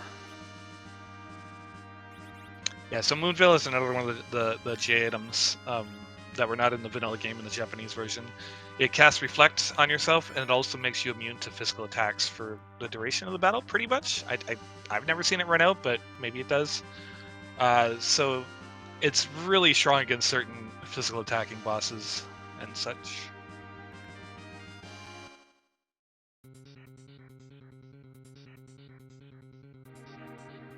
There's super niche strats that I've never seen done, but we've theorized about that you can use it on Zeromus for kind of a hybrid. So you can actually reflect it back onto Zeromus so he gets immune to physical attacks, so then you can just finish him off with magic spells, as opposed to having your people hit him and then he gets refilled. But we'll go more into that if we actually do it. Easy fight. One of the hardest boss in the game. Sadly, Water Hag hit it 3 times, is done. Yeah, it's free. I was looking forward to something here. You've seen a lot of the tougher bosses already, sadly. There's still like Golbez, Wyvern, things like that, but yeah, Ogopogos and the such are all gone. Dark Knight Sea Souls.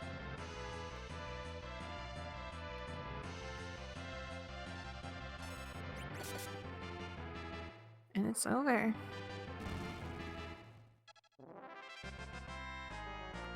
I don't think we've seen King Queen Evelyn either. Yeah, I don't think we've seen any of the guards. Oh, there's Adamant. Well, okay. There's Adamant. That will not lead him to Earth Crystal, though, so he knows he still has to keep looking. Like, he can't just abandon now.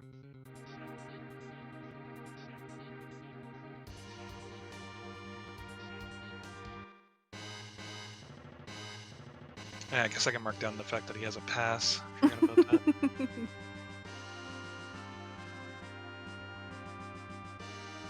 So yeah, he actually has no chains left other than Tower Key. The only thing that can lead to another key item would be Tower Key. Yep. So there's no real nastiness here other than it could possibly be in the very last check that he checks. He hasn't even looked at Famars yet, which could be didn't even check the bosses. He didn't even look. Didn't even check. Which he got there pretty early, so I don't blame him, but right. Still, you kind of want the information to see what they are. To be fair, he did get a pan, and that immediately pulled him away from doing anything. Oh, another... It's one of the other free fights.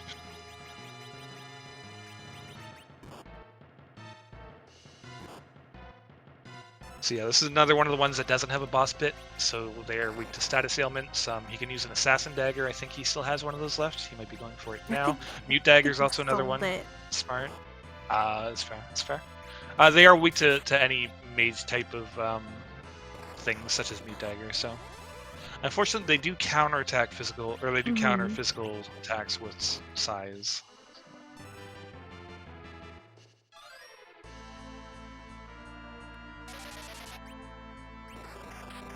There we go.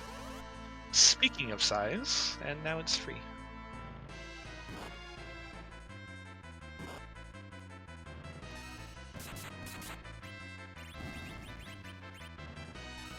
Casual quad nines, no big deal.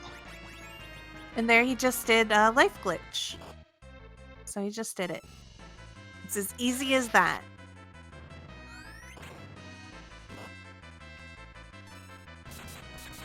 And depending on like how many characters you have and how fast you toss out the life potions and timing, you can throw out multiple life potions and do multiple life glitches or life spells or whatever.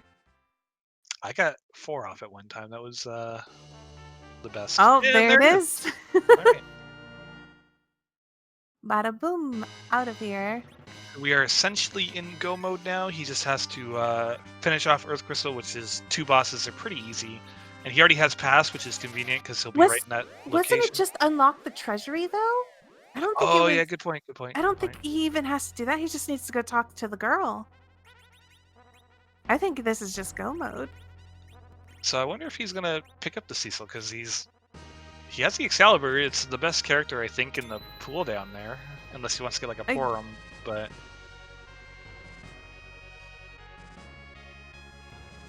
I mean, he could, or he could just...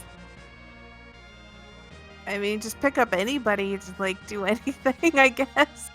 Yeah, I mean, really all you need is the edge, to be fair, but right. That's no fun. You gotta use whoever else is coming along is just there to throw an item out at this point. They're not going to be contributing much unless he's... Well... How much does he even need to grind? Oh, no. Okay, so he's setting up the manipulation right now for the D machine.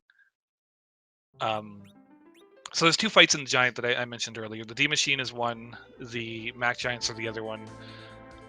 So in this flag set, they made it so you couldn't run away from random battles. So we had normal manipulation where we would get into a fight, run, see where we are on the chart, and figure out what we can do from there. But they made it so you can't run from battles. So someone else figured out basically how to get the battle a different way. So what he's doing right now is he's getting into a fight, looking at the step chart where he is, and then he's going to turn off encounters, go to the giant, and then the next fight that he gets will be the fight that he wants to do machine. I think he told me he's not actually going to do it, so I don't know if he's actually going to get the fight, but he's doing the step manipulation just to show it off. Yeah. Yeah. I didn't catch what step he was on, sadly. I wasn't counting, but yeah. That's the basic gist of it. You see what step you're on, you look at the chart, and it kind of tells you from there what you have to do. And for anybody who doesn't know about like these step charts, or it sounds like a little complicated, there are so many ways to get grind in this game. It's fun to learn these other methods, but for beginners, you don't have to necessarily learn all these things. Like a siren, siren grinding is like the easiest thing to do. I'm curious if he's going to get a fight outside of here for the centipede to steal a silk web, because I don't know if he has a silk web yet. Zeus Gauntlet. Zeus Gauntlet. Oh, he bought 3. Yeah, I think he's going to go for Cecil. So yeah, one of the benefits of forging in this, outside of just getting an Excalibur, which is super cool, it opens up the shop, and the shop is actually the best shop in the game. It's weighted super heavily to have like really powerful stuff. That's why you saw Zeus Gauntlets, which are amazing. Ninja hats, different things like that.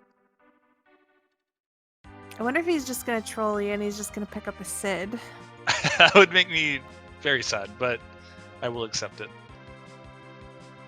Bonk. I've done that so many times. He rage sold the Bahamut. I know he was yelling at me. He's like, "This is what I think about your Rydia." Also, I don't think I mentioned it, but There we it mentioned is. D Machine a Yep. couple times. D Machines are super useful because they only do percentage-based damage, so you can do them at like any level, which is really helpful when you get it availability to it early. There you go. Dwarfax. He was holding on to that this whole Yeah, time. I feel better now. He did have a bow, but I mean, yeah, still, I feel. Dwarfax is I feel better.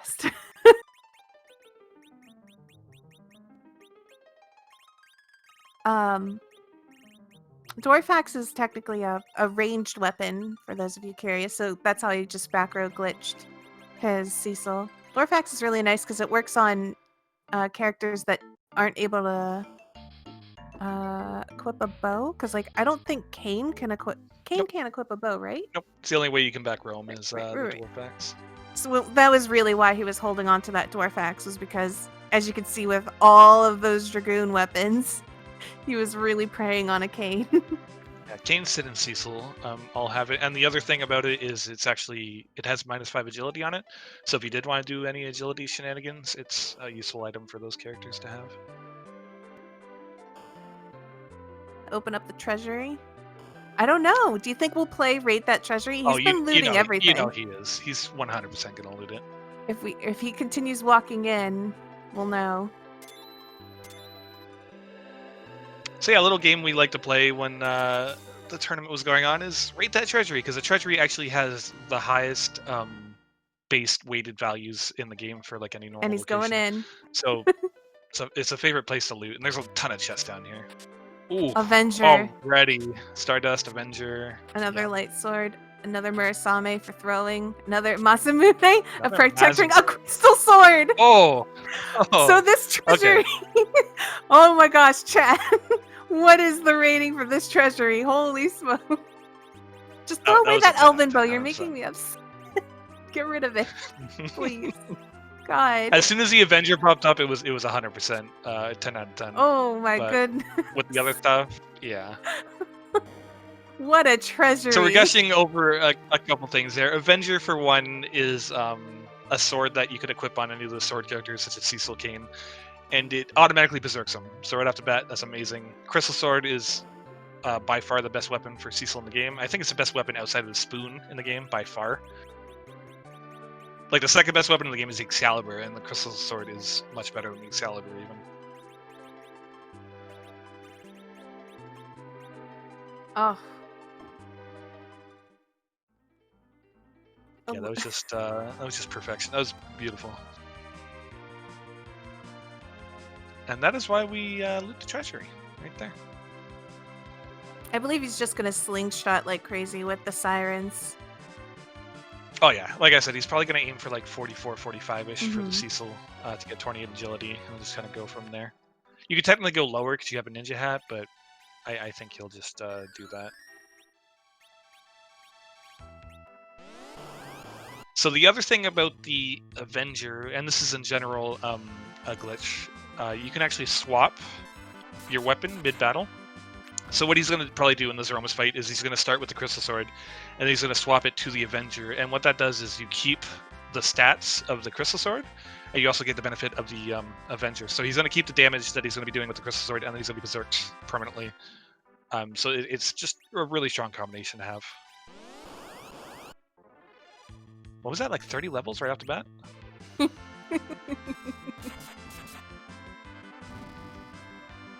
I mean, he's got the double XP with the slingshot. Yeah. Yeah, double. So yeah, he was getting like 4 times the XP there. He's 38 now, so yeah, it was 30 levels plus 7. So yeah, with the Bacchus wines that he stole earlier and the Avenger now is going to be a very quick and fast Zeromus fight. He's just going to berserk everyone, and that's about it. Although he doesn't have a Silk Web, I'm kind of sad he isn't stealing one off the Centipede, because that is kind of a lesser-known thing, which is very fun.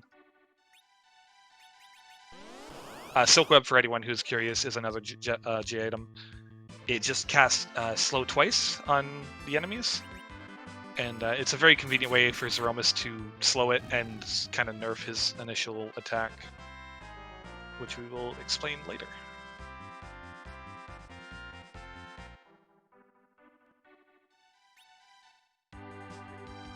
One of the positives about Free Enterprise is that there's a lot of times I like playing an RPG, but there is so much encounters and grind that you really can't knock out an RPG that fast. I think you heard me.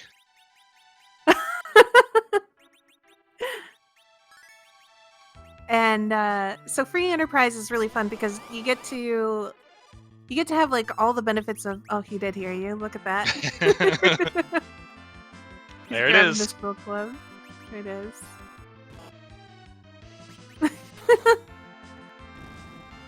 So you get the advantage of playing like an RPG fairly quickly. I would say like my first run was like probably 4 hours, and that wasn't with any experience of where to go or what to do at all.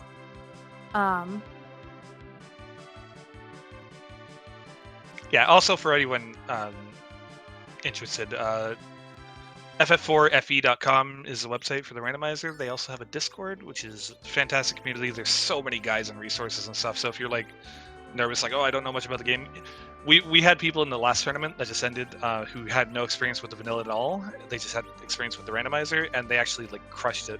So you don't need any experience really with the normal game to do well or play this at all. There's just so many guides and information out there that people will help you out.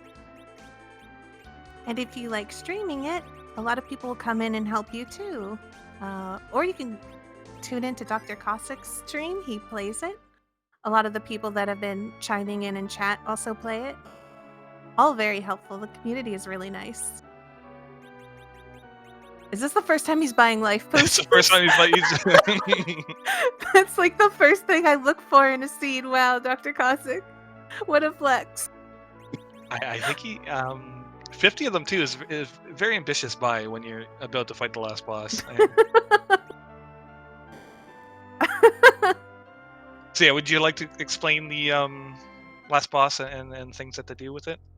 Well, so one of the things we like to say in the community when we approach Zeromus is, whose butt are we going to kick tonight? Because the final boss in the game has had its sprite changed. Shala Kitty, a wonderful sprite designer, has put in hundreds of different sprites from all over the place. Over And yeah, 400. there's Z flags. These are true followers. So we are trying to figure out what Zeromus are we gonna fight? Who are we gonna kick? Do you have any personal favorites? I always liked Hahahamas from Final Fantasy X. But I've never really been disappointed. They're all pretty great in their own right. So yeah, over 450 sprites. Never know who you're gonna get. It's always fun to see what the surprise is gonna be. We'll hope for Dr. Wily this time.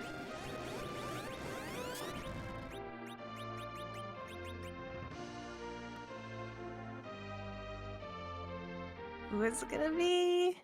So yeah, this is a very complicated fight, but quick breakdown. He has like 60,000 HP. That is a chubby chocobo. Chubby chocobo. I love it. It's so cute. I sadly don't know what game or whatever it's from, but it is adorable. It's been in a lot of games, including the one we're playing. He did not change his battle speed, so that could be bad. But as I was saying, 60,000 HP, and that's like, unfortunately, the highest they could put in the game was 64,000 HP on a boss, but they want it to be a little bit tougher than that. So what he does actually is, if you damage him directly after about like 40 to 45,000 HP, he actually refills his HP and goes into a second phase. So there's different ways you can get around that, which we won't be seeing today, because with physical attacking party members using Berserk, it's going to get the refill. But yeah, that's generally it.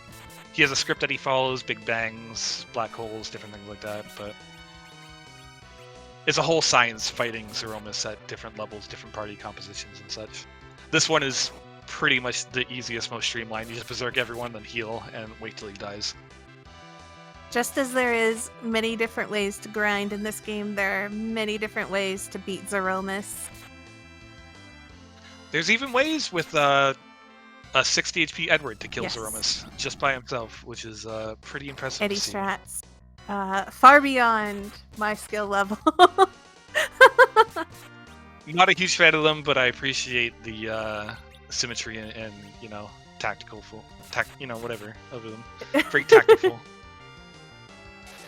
Words. Eddie strats is terrifying, but like we said, it's cool that these things exist because it just adds like a little spice to all kinds of runs of this game. So yeah, I hope those of you who haven't oh, it's from Record Keeper. Oh, gotcha. That's the gacha one. I played that when it first came out years ago for a little while. It was pretty fun. I hope those of you who haven't tried Free Enterprise give it a shot because it's a lot of fun and it's pretty customizable for any level of player. Even if you just want to play the game casually again, some of the NPCs in the game have had like their dialogue changed. Oh, those are some of the best, yeah. Absolutely love those. And I mean, it's just a fun way to like bring life to a game that, you know, maybe you feel is a little stale or you really just don't want to play it linearly anymore. And yeah, you can pretty much play with vanilla settings and just have the quality of life things like extra movement speed and different things like that, which is great.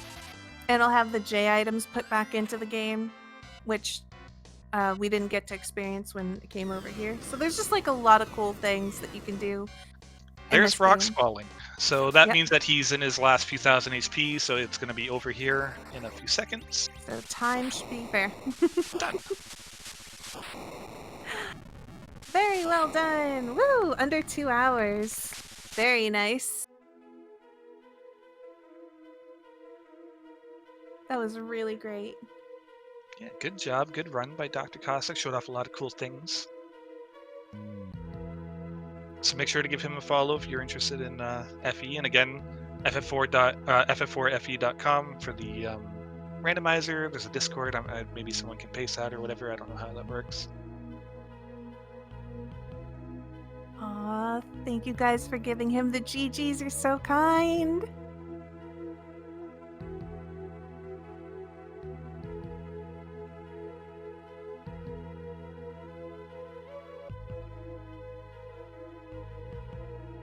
See, I don't know if we can do like a quick little interview after that or what the situation here is. But... Normally in races we do give interviews, but I don't know how soon we have another stream coming in for the next game.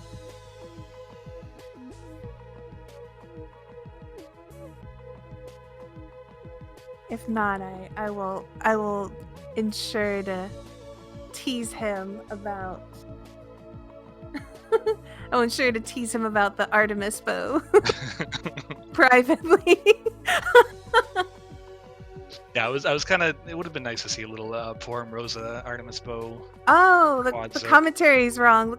Oh, sorry. It should be. Oops. I don't know who that person is. But there we go. Amita1225. I don't know who that one is. Give them a follow too. Why not? Give them a follow too. That'd be fine. You're gonna Artemis him? Maybe that can be a new sprite for his awareness.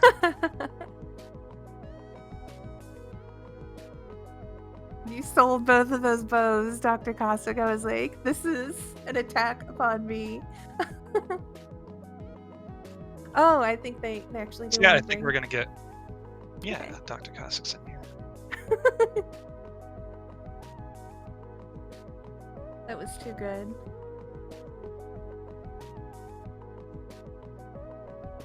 All in all, it wasn't a trolley seed.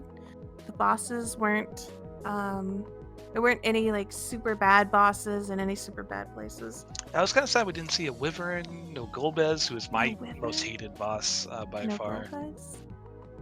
We didn't A lot even of the, technically get all the free ones either.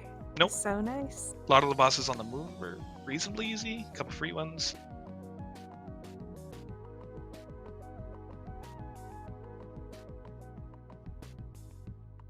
I think that's the biggest challenge that new people will face is just like they come across a boss that's normally not a problem casually, and then they find them on the moon, and it's like, what happened?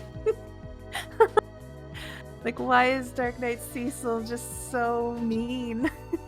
Oh, he can be, because his he's easy in theory. All you have to do is survive 3 waves and he'll die. But his attack is based on physical damage, so some of the spots in the game he does so much damage. Also, hello, we are joined by Dr. Cossack. All right, there. Can you hear me? Yeah. Yep. I can hear you just fine. All right. Any questions? So, how would you rate that treasury? Usually 10 out of 10. 10 There's some out sound of issues. 10 out I mean, of it was 10. 10 out of 10 for me as soon as you got the Avenger, and then it was Avenger, like right. Crystal Sword and Mazmune and all these other things. Like, oh my god. I was like, that's the best treasury I've ever seen. I'm gonna be honest.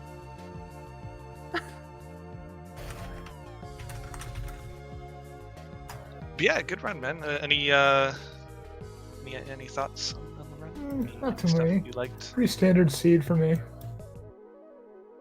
So, Yeah, that's what we were were just you talking about really before we came holding in. out for that cane? Actually, I was looking for a crystal sword. Oh, Actually, let me see if there is a cane. What you got? See, I was hoping for the Cecil the entire time. Mina was I know like, you "Oh, would." I think I had Kane." Well, as I said, I was like, if a crystal sword shows up, then I insta-grab that Cecil. Otherwise, I was looking for that cane. Nah, even with the Excalibur, it's Cecil. It's definitely With the 4GX call, I figured I'd get Cecil anyway. Mm-hmm. Yeah. Let me just see what the emblem character is before I go. It's a cane. Oh, it is a Kane.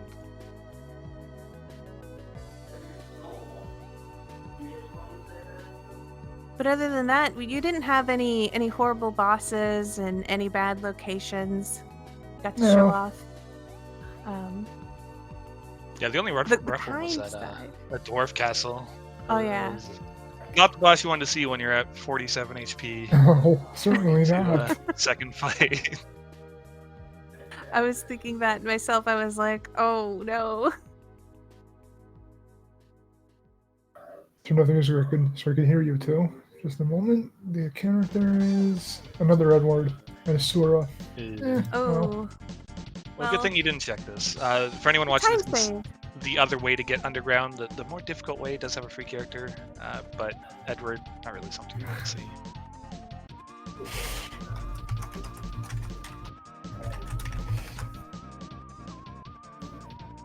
But yeah, good run, man. I was like yelling at you a bit. I'm like, oh my god, dude, hopefully he does the silk web thing at the end, and then you like ran back. Yeah, I had some delayed because I was listening on my phone. Oh, you did. But you were hear us. listening. That's fair. I was like, oh, he heard me jokingly, but apparently that's a joke. So that means you did hear me about my Artemis bow. Aw. You're I was bad like, now? I'll tease you. No, it's fine. There's a lot of different ways to play this game. I personally love I love bringing in the girls with the bows and just quint-zerkering or whatever and just making it real easy, but Oh, it's always fun when you can, didn't like, have any quint problems zerk. anyways. Like I said, having like mage characters that typically just are there for healing utility and they're just doing thousands of damage. Yeah. Love to see it. Just you throw it all in and just be like, all out, let's DPS race, you and me, Zeromus. One of us goes home. Because nobody here is healing tonight. That's always fun to me.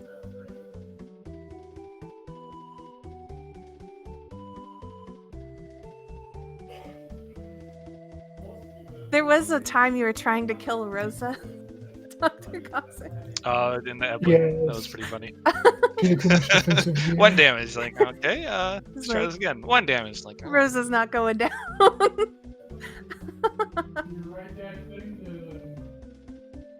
So we got another 5 minutes if you want to show off the actual D Machine fight. I know you're doing the step yeah. manip. Oh yeah, I think I can still do that. I'm not sure. Yeah, we have 5 minutes. You can show people what the step manipulation's like. That's plenty of time. Actually, yeah, show off the fight a little bit. Like we were saying earlier, it's even used in a vanilla run, but it's a big utilization of the life glitch because it just keeps spawning a certain enemy that only does percentage-based damage, so you don't have to worry about like being too low level, and it gives a ton of experience. I think it's like 31,000, or no, 40,000, and yeah, you just keep spawning it, you kill it, and then repeat until you have enough experience. And the main reason why you do it is just because grinding up XP takes up so much time just naturally grinding that if you can like get a ton of XP really fast in one concentrated sitting, you save so much time. So especially when you have a lower character, a lower level character that you can slingshot, so they get even more XP. There's been times where I've had like level 70 character just chilling. It's like, especially Yangs, when you have like 6,000 plus HP. See.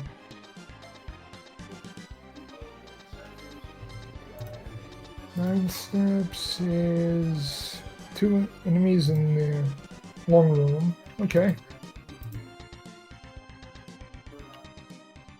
So 2 more out here, and then I go check the... Oh, here. A bit delayed on the stream, I think.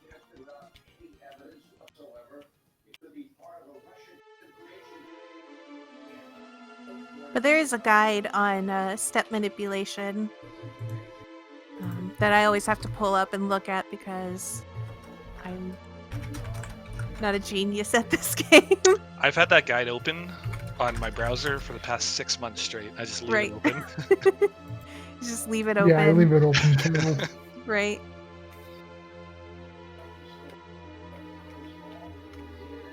Actually, I have all three. I have the Mac Giant, I have the D Machine, I have the old D Machine, just because now we're not doing the forced no fleeing. So, yeah, I just keep them open. And there's a lot of different ways to grind other than this. Like, there's Lucadors, there's Sirens, like I said before, Mac Giants. There's also I've seen people do several different ways of grinding on the moon, like with the wizard ladies. I don't know what they're called. Yeah, warlocks. Those are another siren fight. I've seen... rock moss grinding. I've never seen that. I think you're just making that up. I've seen the strangest one I've seen, like, I don't know about it, but I've seen people do it, is like is it like the behemoth grind? Like, yeah, I've done that a few times. Oh, okay. There's some really interesting. There's some really niche ones that you can do, like Bacon, his arms regenerate and stuff like that. I think those ones you get experience from. See that or CPU. I think it's Bacon though. There's certain ones like clapper grinds and whatnot.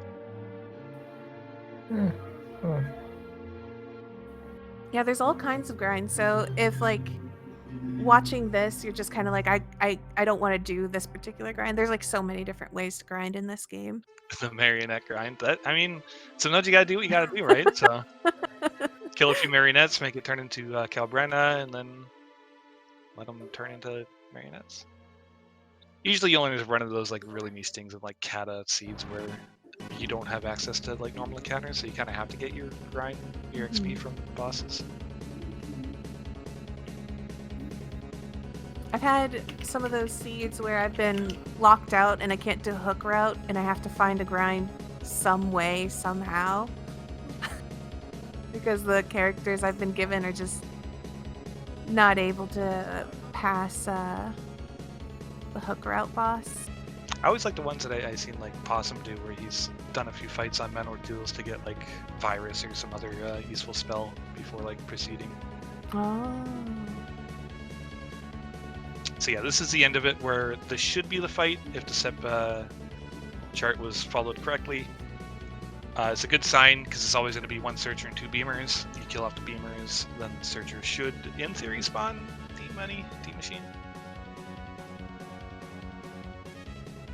In D Money or D Machine, you can fight at an extremely low level.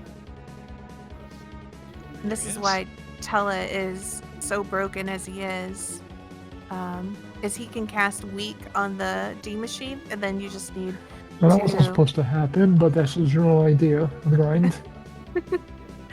Keep the Searcher alive, kill the D Machines. Yeah. Well, we're just showing off the spawn of it, really. Having Zeus Gauntlets helps because these are dragons, one of the few things that are actually dragons that look like dragons, so you will be taking less damage with Zeus Gauntlet because they are strong against dragons.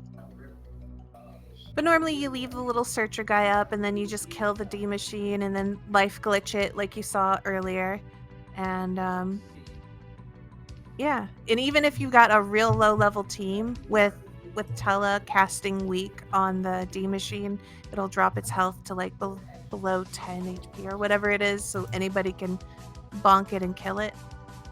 And then you just throw a bunch of life potions on it, and then hits the siren again, and you respawn over and over and over again, getting more and more D Machines, and then a ton of XP. Yeah. So I think that probably wraps up our time here. So had a ton of fun. Thanks for having me. This has been awesome. This event's been awesome. I didn't know about it, but I've been watching it now, and it's really cool. So congratulations on all the work that's going into it. Good job on the run again. Under 2 hours, pretty great. Yeah. Especially with an estimate of 2 hours and 50 minutes or something. I think 2 hours, 30 minutes. It was a pretty big estimate for, yeah. Well, thank you for commentating with me, Woo. Absolutely, anytime. Had a ton of fun, like I said. And you guys, stay tuned for the next game, and yeah, see ya. Yeah, what's coming up next, by the way? I actually closed that window. I closed it because I was. Either way, I'll be watching while I eat. I was trying to stay focused on our game and not get distracted by anything else. I even had my own tracker up on the side, and I was tracking with you. SOS. All right. Well, apparently? Thanks again, everyone.